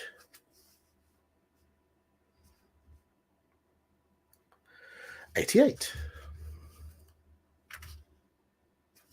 Uh-oh. You creep up to the first cave and peer inside. It is dark, and you can see little. But the thing that strikes you immediately is the smell of rotten flesh. Whatever lives in here certainly has a large appetite for meat. You poke your head further into the cave, and you can see a large furry ball heaving up and down in one corner. You step forward to catch the sleeping creature unawares, but your foot kicks a loose stone and sends it scuttling across the cave towards it. The creature shudders, awakens, and gets up. By now, you've already decided to attack, and you are virtually on top of the creature as its face turns towards you. There is a look of pure fury in its ghostly white eyes as the devourer opens its mouth to defend itself. 2 layers of jagged, blood-stained teeth part and sink into the scales of your arm. Lose 2 stamina points. The creature is as tall as you and as bulky, but has a shaggy, furry body. You must resolve your fight with the creature. That is it. And just as a warning, look at its stats. Skill 10, stamina 8. We have skill 8, stamina 13. This could be dangerous. Could I hope for a double? No, it's hurt us. Come on, doubles. Ooh, we've won a round. 7-4. No, we've lost that round. Uh-oh. Won that round. Come on. Come on. Lost that round. It's got 4 stamina left. We've got 7. Oh. Might have to start using luck in this combat. You can do that to reduce the effects. Come on. One more hit, we'll take it out. If it wounds us again, I will use luck to reduce the damage. Hopefully. Oh, ho, ho, ho, ho, ho, ho.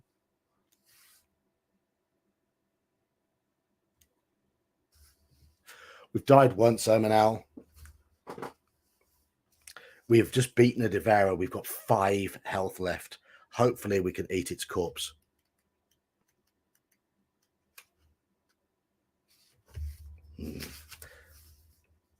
Oh, you leave the cavern and head along the passageway which leads to the north. Again, the route twists and turns, but you progress without incident. Eventually, you reach the foot of a flight of stairs carved out of the rock and leading up into darkness. You climb the stairs and reach a junction where you may head either north or east.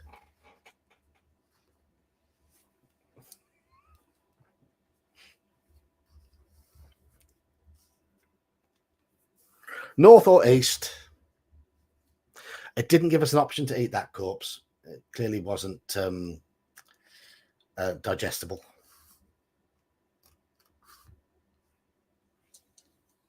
I think we can only eat the corpses of adventurers.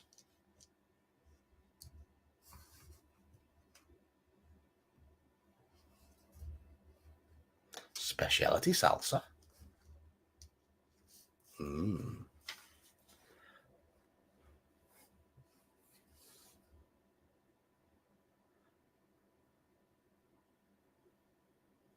North is currently winning. We have 3 votes for East and 1, 2, 3, 4, 5 for North.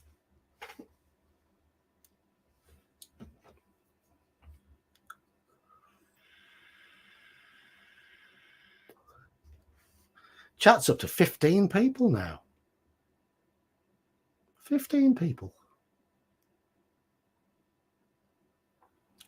So North appears to be winning. Oh, as I say that, it drops to 14. Ah, well. Whenever I comment, someone... And no, nobody's making a map, L.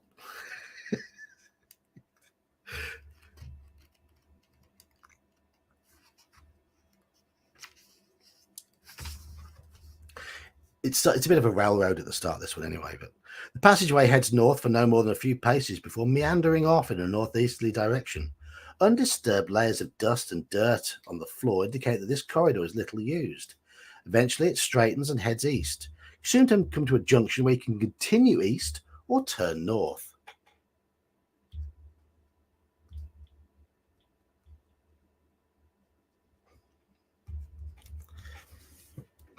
The thing is, if you were making a map, I would, in this adventure as a DM, I'd say no. You can't. You haven't got the ability to use pen, use a quill and paper because you've got claws.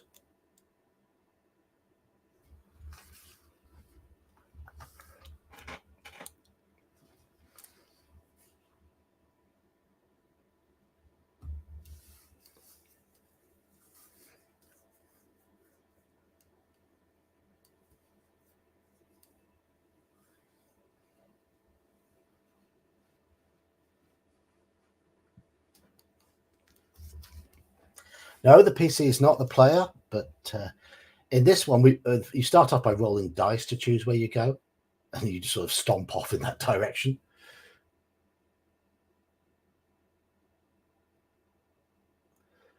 The creature doesn't even understand the common tongue.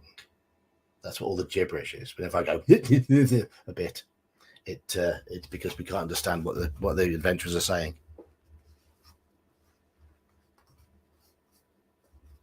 I like it when players write the NPC names down because it saves me having to remember them, and I do get frustrated when they want to know the names of all the various innkeepers and priests that they meet. They have to make up on the spot. Anyway, north or east, if you've not voted, if you're just busy chattering like naughty school children. We've got 2 votes for north, 1 for east so far.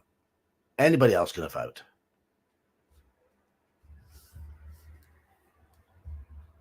Another vote for north.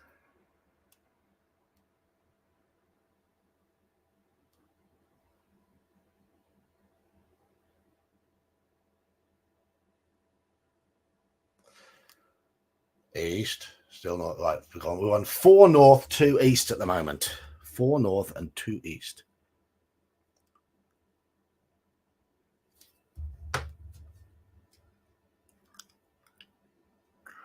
I suppose this would be an option. Yeah, I didn't say this. Claw the map onto your skin. Yes.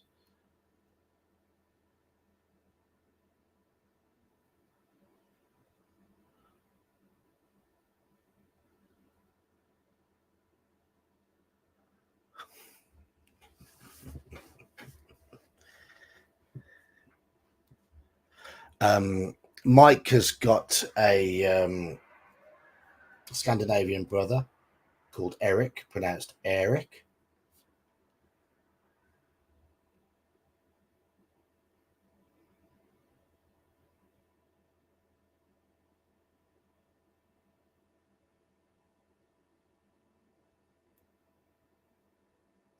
I think north is just one.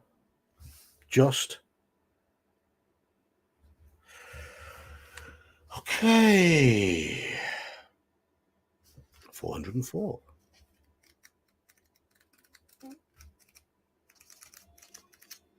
$404.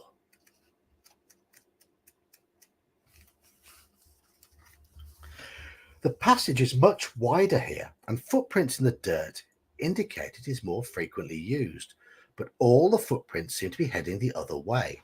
A little further ahead, you come to the top of a narrow staircase heading downwards. You consider this for some time, but eventually decide against going down the steps. Oh. And you turn around and retrace your steps, this time heading east at the junction. What a waste of time. Well done, Steve Jackson, giving us lots of choices. This one goes up to 460. So the rocky corridor continues for some time and then turns sharply southwards. Ahead of you at the end of the passage is a sturdy wooden door. To your left is another door. Shall we try the door straight ahead or the one on the left? Left or straight ahead? Fake, hashtag fake choices, yes.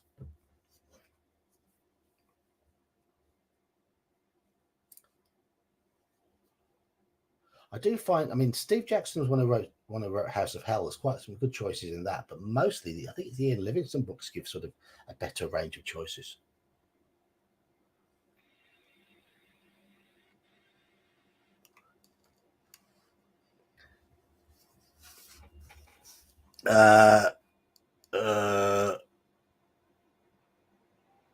Left is east, yes.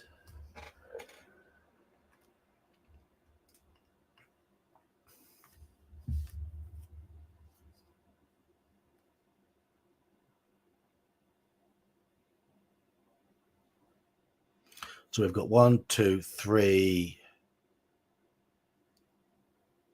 4.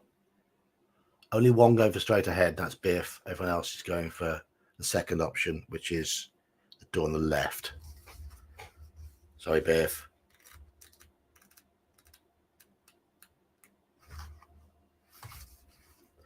As you enter the room, 2 blood orcs, warty creatures with powerful jaws and piercing front teeth, get up from a table and grab their swords. A voice is coming from behind them, and you look up to see an elderly human with dirty robes and a long white beard groping the air in front of him and calling out, "Hupost ist wuftaj ifnung, hubtab dev, bishop."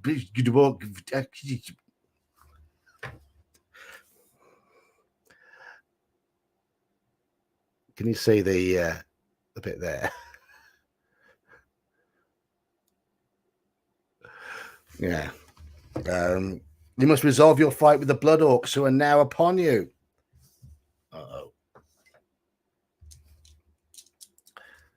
Oh, there's a picture. There's a picture as well. Yes, picture.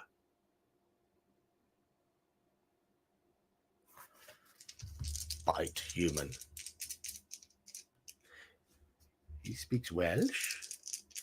Flamvaipach gwingich gogech rwmbog drowch llantisilio gogogoch.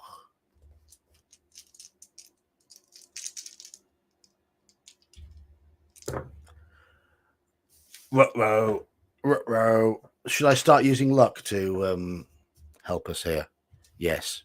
It's the best way to expend luck points to stop us losing too much health, because this fight could easily spell our doom. We need the dice to go with us. We've lost 1 stamina so far. It's lost 4.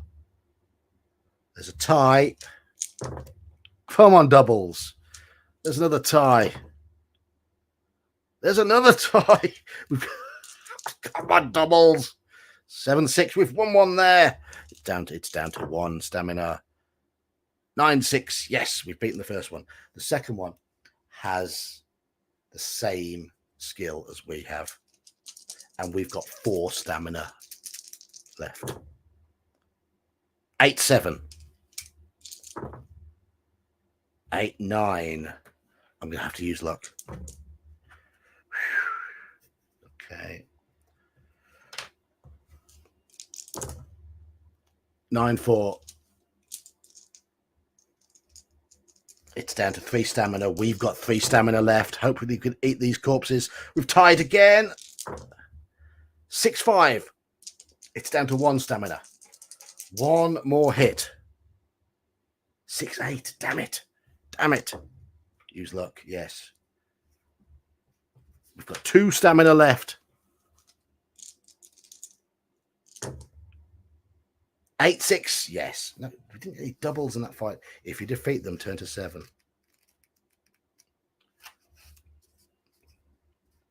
With the lifeless blood orcs lying at your feet, your attentions now turn to the human in the dirty robes. He's staggering about in fear for his life, his eyes tilted slightly towards the ceiling. Would you like to read this passage for me? Number 7. Can you see all that gibberish?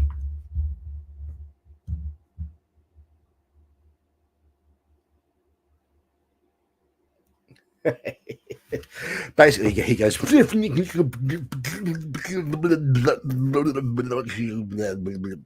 a while. And what do you wish to do with this creature? Will you ignore him and feast on the meat of the blood orcs, or will you slay him quickly to stop his noise? Or shall we simply leave the room? Number 7. Can you see that?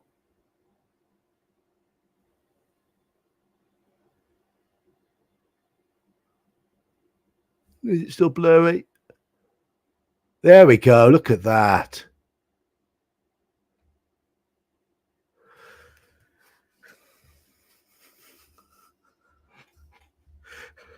Right.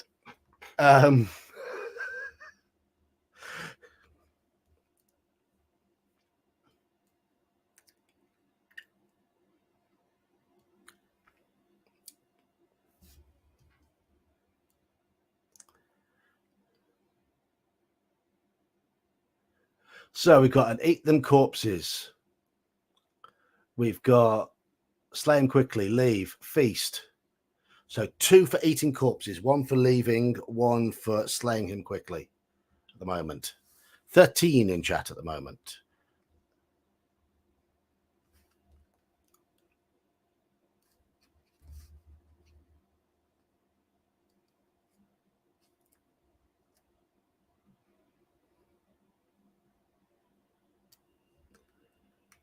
Om nom nom. Daniel, is that because you've on your usual JD and Coke, I believe? I'm only having 1 can tonight because tomorrow, of course, is New Year's Eve, and I'll have to have a few more. Right, we're going to try and feast on the meat of the blood orcs. 420. Eat the meat. Meat. You settle down on the floor and begin to feast on the fleshy legs of the first blood orc. The taste is not pleasant, but you are hungry. The bearded human continues to stumble around the room, talking in an excited tone. Eventually he comes close to you and trips over the body of another blood orc. His hand scrapes against your back, and he shivers with horror when he feels the scales and spines. He rises to his knees and begins to feel your neck and head. You are somewhat bemused by this and allow him to continue, but when his fingers rub across your mouth and feel your sharp fangs, he cannot contain himself anymore. Before he can even utter a scream, he faints and slumps to the ground beside you. He's blind. You finish your meal. Add 4 stamina points. And leave the room. No option to kill him and eat him as well. That's a shame.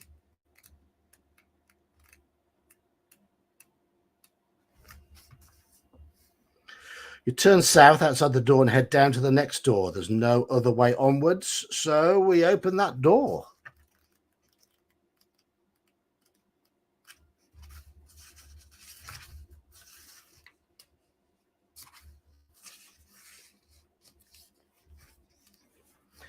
All is silent as you enter. The room is large with a high ceiling and a musty smell permeates the air. There are 4 doors leading from this room, 1 in each wall. A long table stands in the middle of the room, and on it is a short stick with a metal head lying next to some small spikes. A couple of planks of wood are resting against the table. This is evidently a workroom of some sort. In one corner of the room, you find the products of the work carried on here. 2 tall and thin wooden boxes, almost as tall as you are leaning against the wall. They are standing next to a hole in the wall just above floor level, which is wide enough to fit one of the boxes through. You puzzle over this for some time. What shall we do?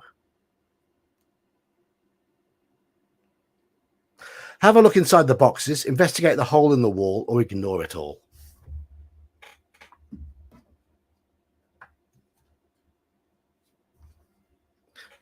So do we look in the boxes? Do we investigate the hole in the wall, or do we ignore what we see?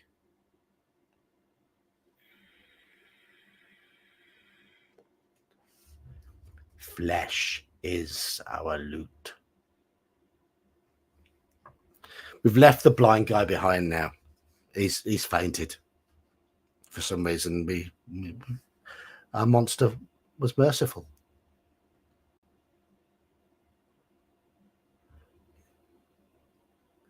Is ingestigating same as eating?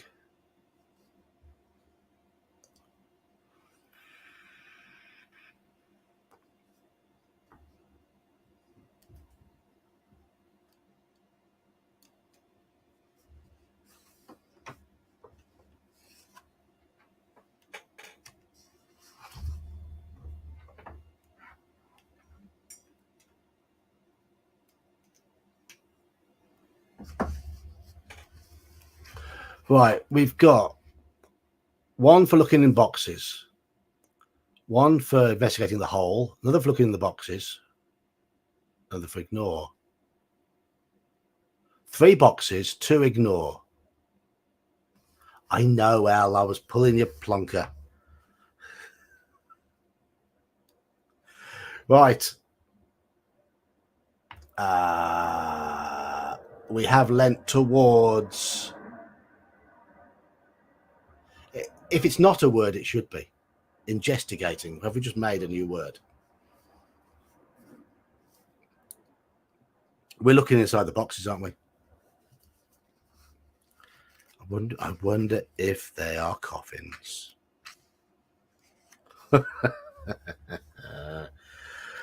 You step over to the 2 boxes and shake one of them. Something soft and heavy bumps about inside. This arouses your curiosity, and you search for a means of opening the box, but none is apparent. In your frustration, you tip the box over and it crashes to the ground. Your attention focuses on the wider end as a splitting sound from within the box gets louder. Finally, a crack appears in the wood. Then another. Suddenly, a crack appears in the wood. Then another. Finally, the front of the box smashes apart and your eyes widen as they catch sight of the hideous thing within. Da, da, da. A human shape appears, or rather, something resembling a human corpse.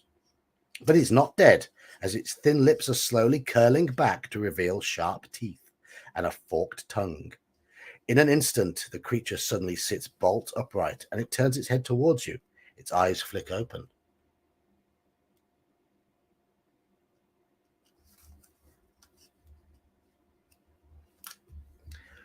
Yeah, okay. A whole paragraph of gibberish. So it's saying something to you. The creature's eyes fix onto your own. They glow white, and you find you cannot break from the gaze. When its eyes finally close, you feel strangely lightheaded. As if in a trance, you step away from the corner and head towards the door in the east wall. You open it, step through it, and it closes behind you. Only then do your thoughts return to normal, but you are far from normal. You have been cursed, and until you are able to find someone who can remove the curse, your initial skill has been reduced by 2 points, and your initial stamina by 5. But we don't directly lose any points unless they exceed those current amounts. So our skill has dropped to 7, our stamina is unchanged. Damn it. Yeah, I was thinking that, mages. I was thinking it. Yeah, it might be a cipher of some sort. It could just be hitting random letters. You have 4 doors to choose from. Will you try the door in the east, the west, the north, or the south? South, east, west, or north?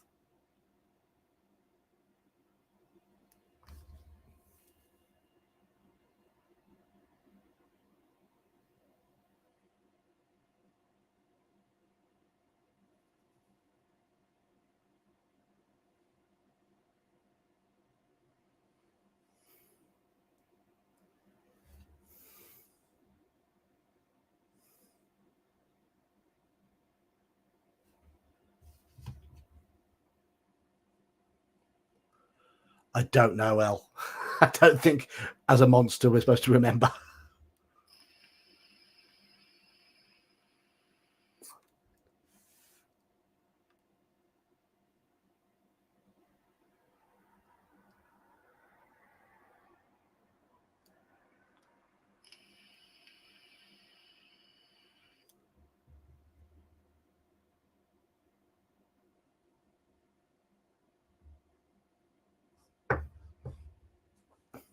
And here was me thinking Biff Strong was your real name, Biff.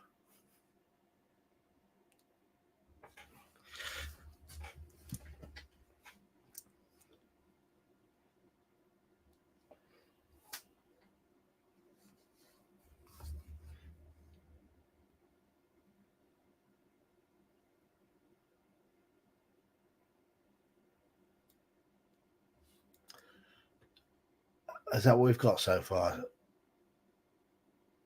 2 east, 2 north, and I can only see one. Oh, 2 south. Yes, 2 south. Nobody likes west. So it's a tie between south, east, and north. Anyone else want to cast a vote? Don't vote west because that would just delay things. Or shall I roll a d6? 1 to 2 south, 3 to 4 is east, 5 to 6 is north. Is that fair? No one else wants to vote? It's a 4. East. 40. Due to the lag, I would like to think that Mar Hockman has placed that vote before I rolled. So we're going to go north.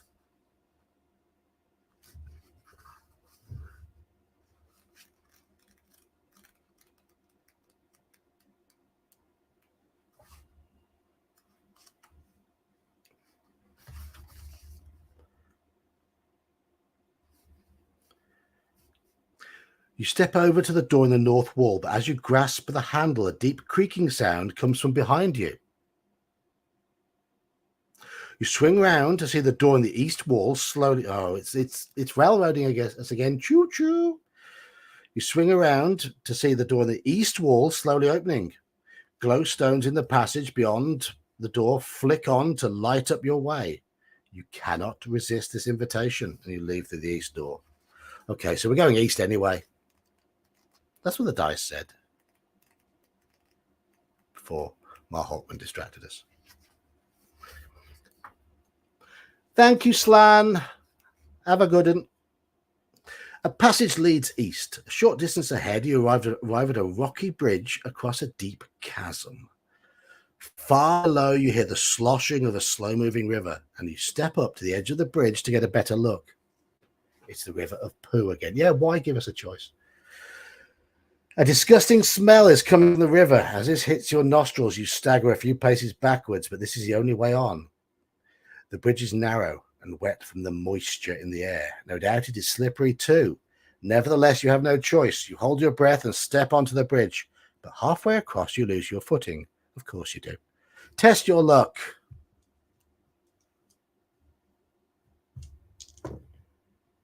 Succeeded, though our luck is now down at 7, which is not good.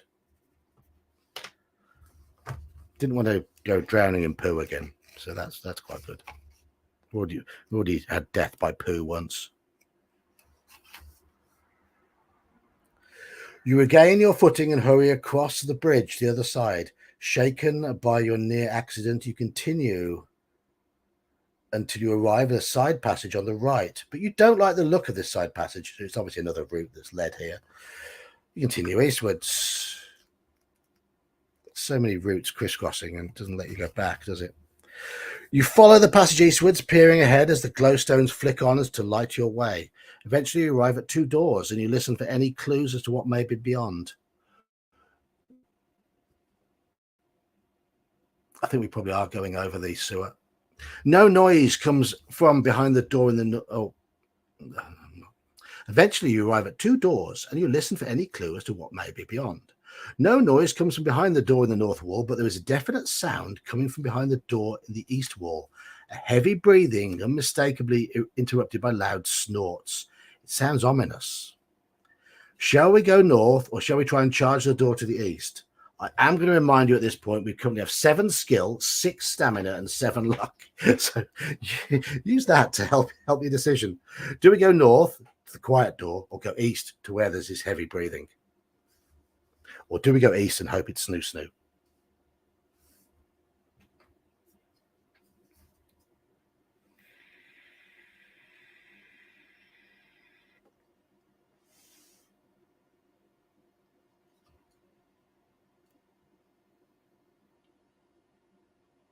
Quiet door or heavy breathing?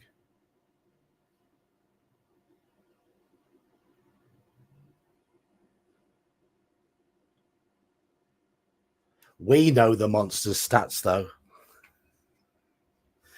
They're not very good.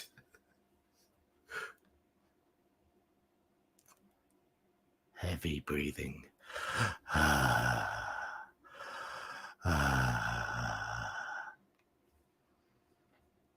I hope you found that suitably disturbing. I would.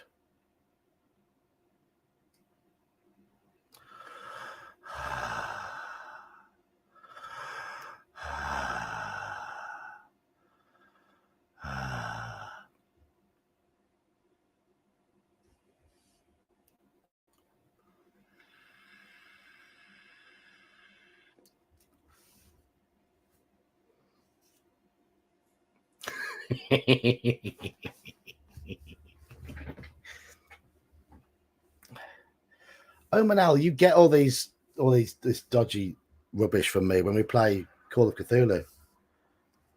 Though it's only been accents in the recent one. Liberté, égalité, fraternité. So we're playing the French Revolution.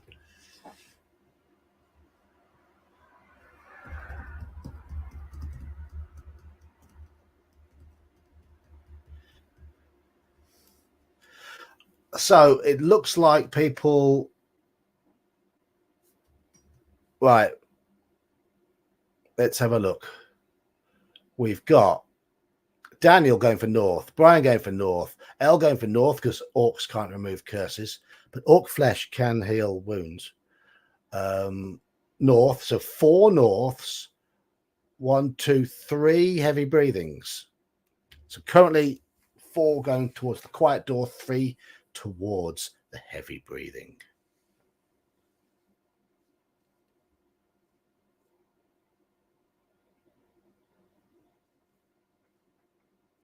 What? Because the fat doctor ordered you shoot a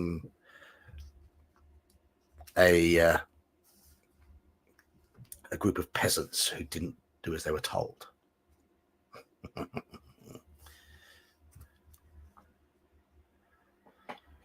Shoot them.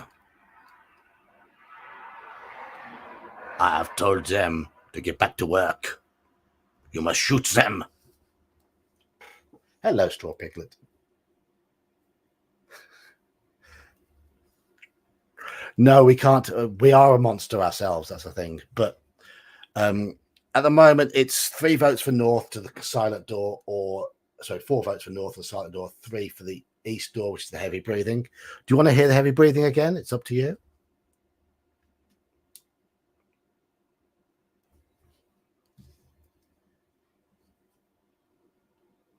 I would be quite worried if you did want to hear the heavy breathing again.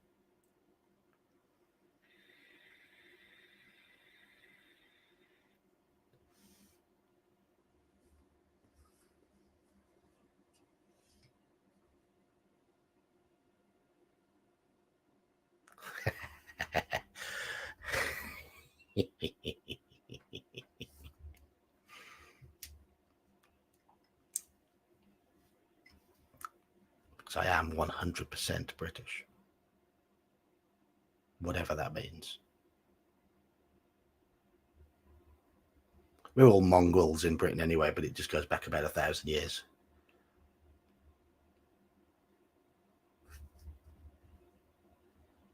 and probably before that. Bits of Roman, bits of Saxon, bits of Viking, bits of Norman, whatever.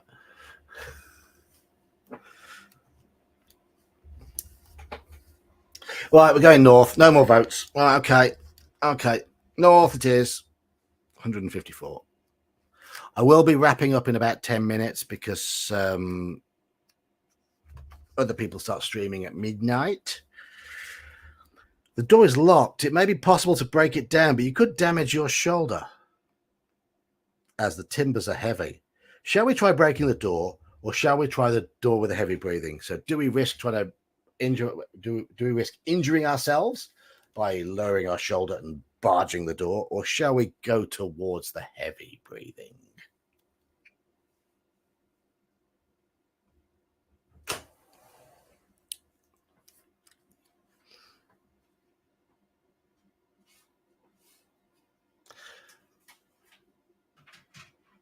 My heavy breathing has brought my other half into the room.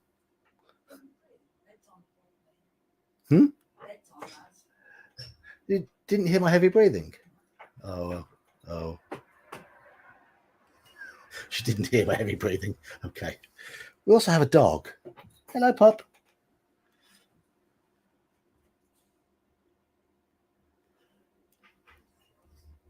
So 2 going for breaking the door, 2 going for the heavy breathing. 3 now going for the breathing.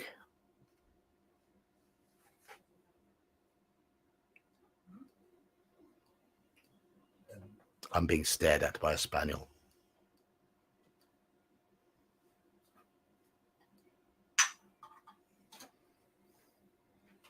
Any more votes?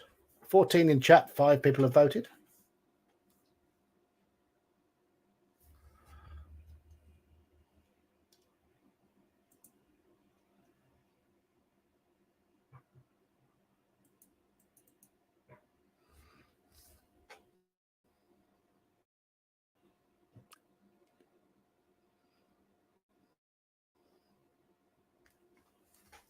Our dog's very quiet. Barely utters a sound. Very quiet, aren't you, Mist?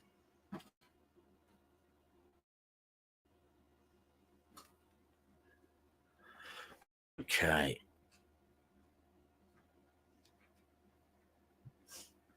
$263.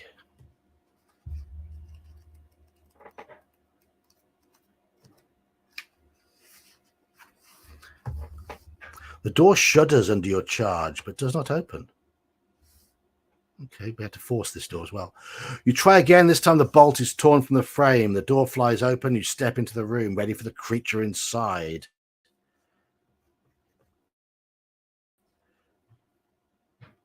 The room itself has a door in each wall. Scattered around one corner is a tidy pile of bones. In another corner is a half-eaten human carcass. Standing over the carcass, and evidently annoyed that its meal has been disturbed, it is a bulky creature with a hairy face, razor-sharp teeth, and wild eyes. As you enter, it turns to attack, and you must resolve your battle with the manic beast.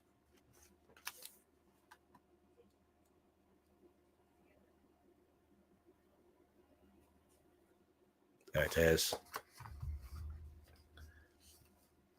The manic beast is so called for its tremendous bursts of rage. Each time you inflict a wound on it, its anger will rise for the next attack round, and it gains 2 extra skill for that round.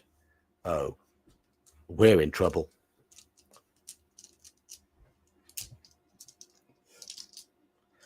We want a double.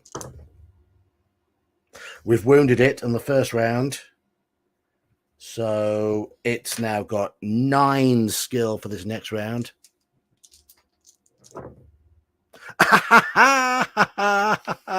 We normally hate to see that on our dice, but in this book, if you roll a double, you kill the opponent immediately due to your strength.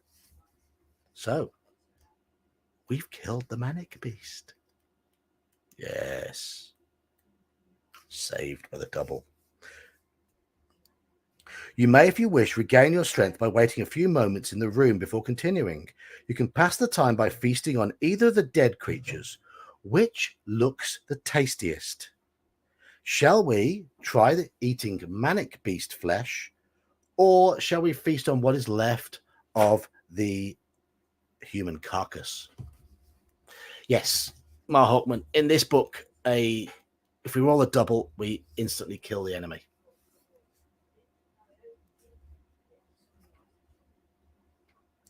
So, do we finish the human corpse, or do we try eating the manic beast corpse?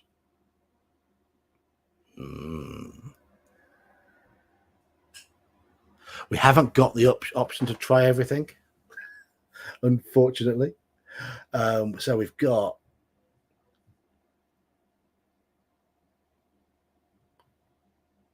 two going for the human corpse so far, and three going for the fresh meat of the manic beast. Four going for the manic beast. Go fresh meat. Okay, let's go for fresh meat. Hope it's the right one. The manic beast's meat is a little bitter for your liking, but it provides a satisfying meal. Add 4 stamina points. Yes.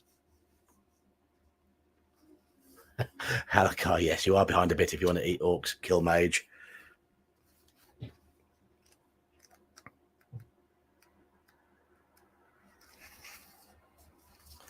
You leave the room through a door in the east wall. The door opens into a dingy corridor, which is quite short, and ends at another wooden door. When you listen at the door, you can hear conversation rising and falling in pitch, as if 2 or 3 creatures, or humans, were locked into a long discussion. This is your only way onwards. Will you try the door and attempt to creep slowly into the room, or shall we attempt to surprise whatever is inside by charging into the room with claws drawn? This is a book with a lot of fights. A lot of fights. No, we're not humans. Draw Piglet. That's us.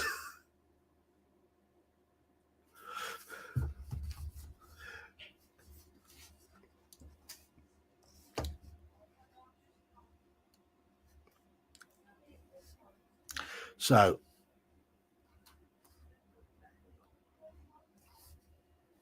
charge! I thought you'd go for that. The claws.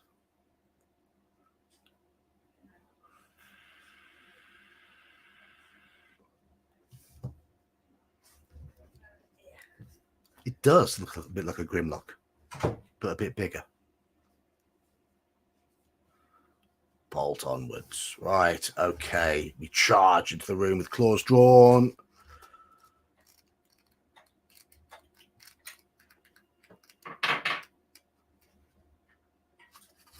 You fling open the door and rush into the room, snarling viciously, ready to take on the creatures you heard inside. But the scene within is not what you expect. Whoa. The room is roughly circular, with doors in the north and west walls. Around the walls, in between the doors, are dark arches, a total of 6, which are large enough for you to enter. But from your position, it's impossible to know how deep they are. The voices which you heard earlier have stopped, as if your entrance has surprised whoever or whatever was talking. There is no sign of any living creature in the room. You step into the room and are startled when the door slams shut behind you. Will we leave the room through one of the doors or stay to investigate the room further? So shall we try and leave or shall we investigate? This is our last decision for tonight. I will be ending the stream in a couple of minutes. So, leave the room, attempt to leave the room, or investigate the room further. Your final decision. Halakar says investigate. Daniel says, yep, look around, investigate, yep. Investigate. Looks like we're heading towards it. Investigate.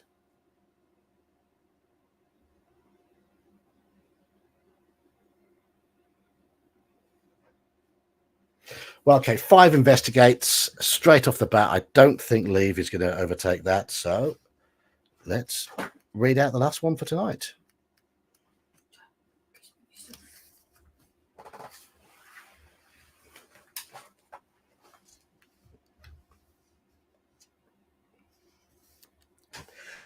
You some art to decide whether to investigate them.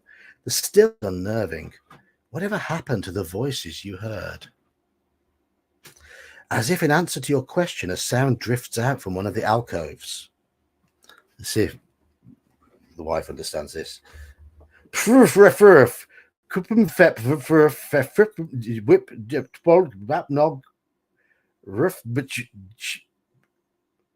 Yeah, it's the gibberish again.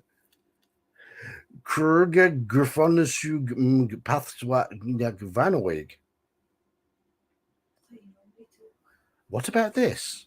Is that better? Ah, yes. I can tell you understand me. Look, I can help you. Maybe you would like me to direct you to a tasty morsel. 2 fat hobbits? Or shall I tell you out he who knows secrets? I speak, of course, of Zaradan Mar. Come, talk to me. You are stunned to silence by the voice speaking to you in your own tongue. It is inviting you towards one of the arches. And here is where I will end the stream. Because we have a decision here, attempt to leave or enter the arch to talk to the owner of the voice. But that will be for next week.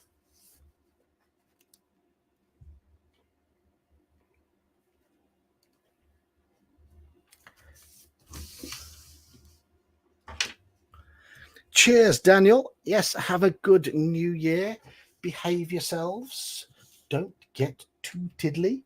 Of course, it will be New Year here at the correct time, and your New Year will be happening 5 or 6 hours late because all your clocks are wrong. But on that note, I'm just going to thank everybody in chat for contributing.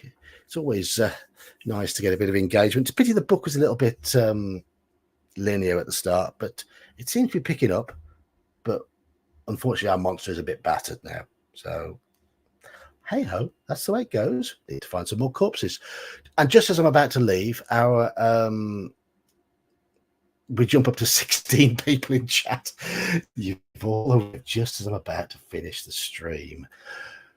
Thank you, Roland. Thank you, Straw Piglet. Thank you, Elle. Thank you, Biff. Thank you, Brian. Thank you, all of you, Halakar, Daniel, everybody who's taken part tonight, Major's Musings, everybody. Omanal, I don't know if he's still here. Yes. Oh, but for tonight, this is the end of the stream. Have a happy new year, and I'll see you all in 2023. Good night.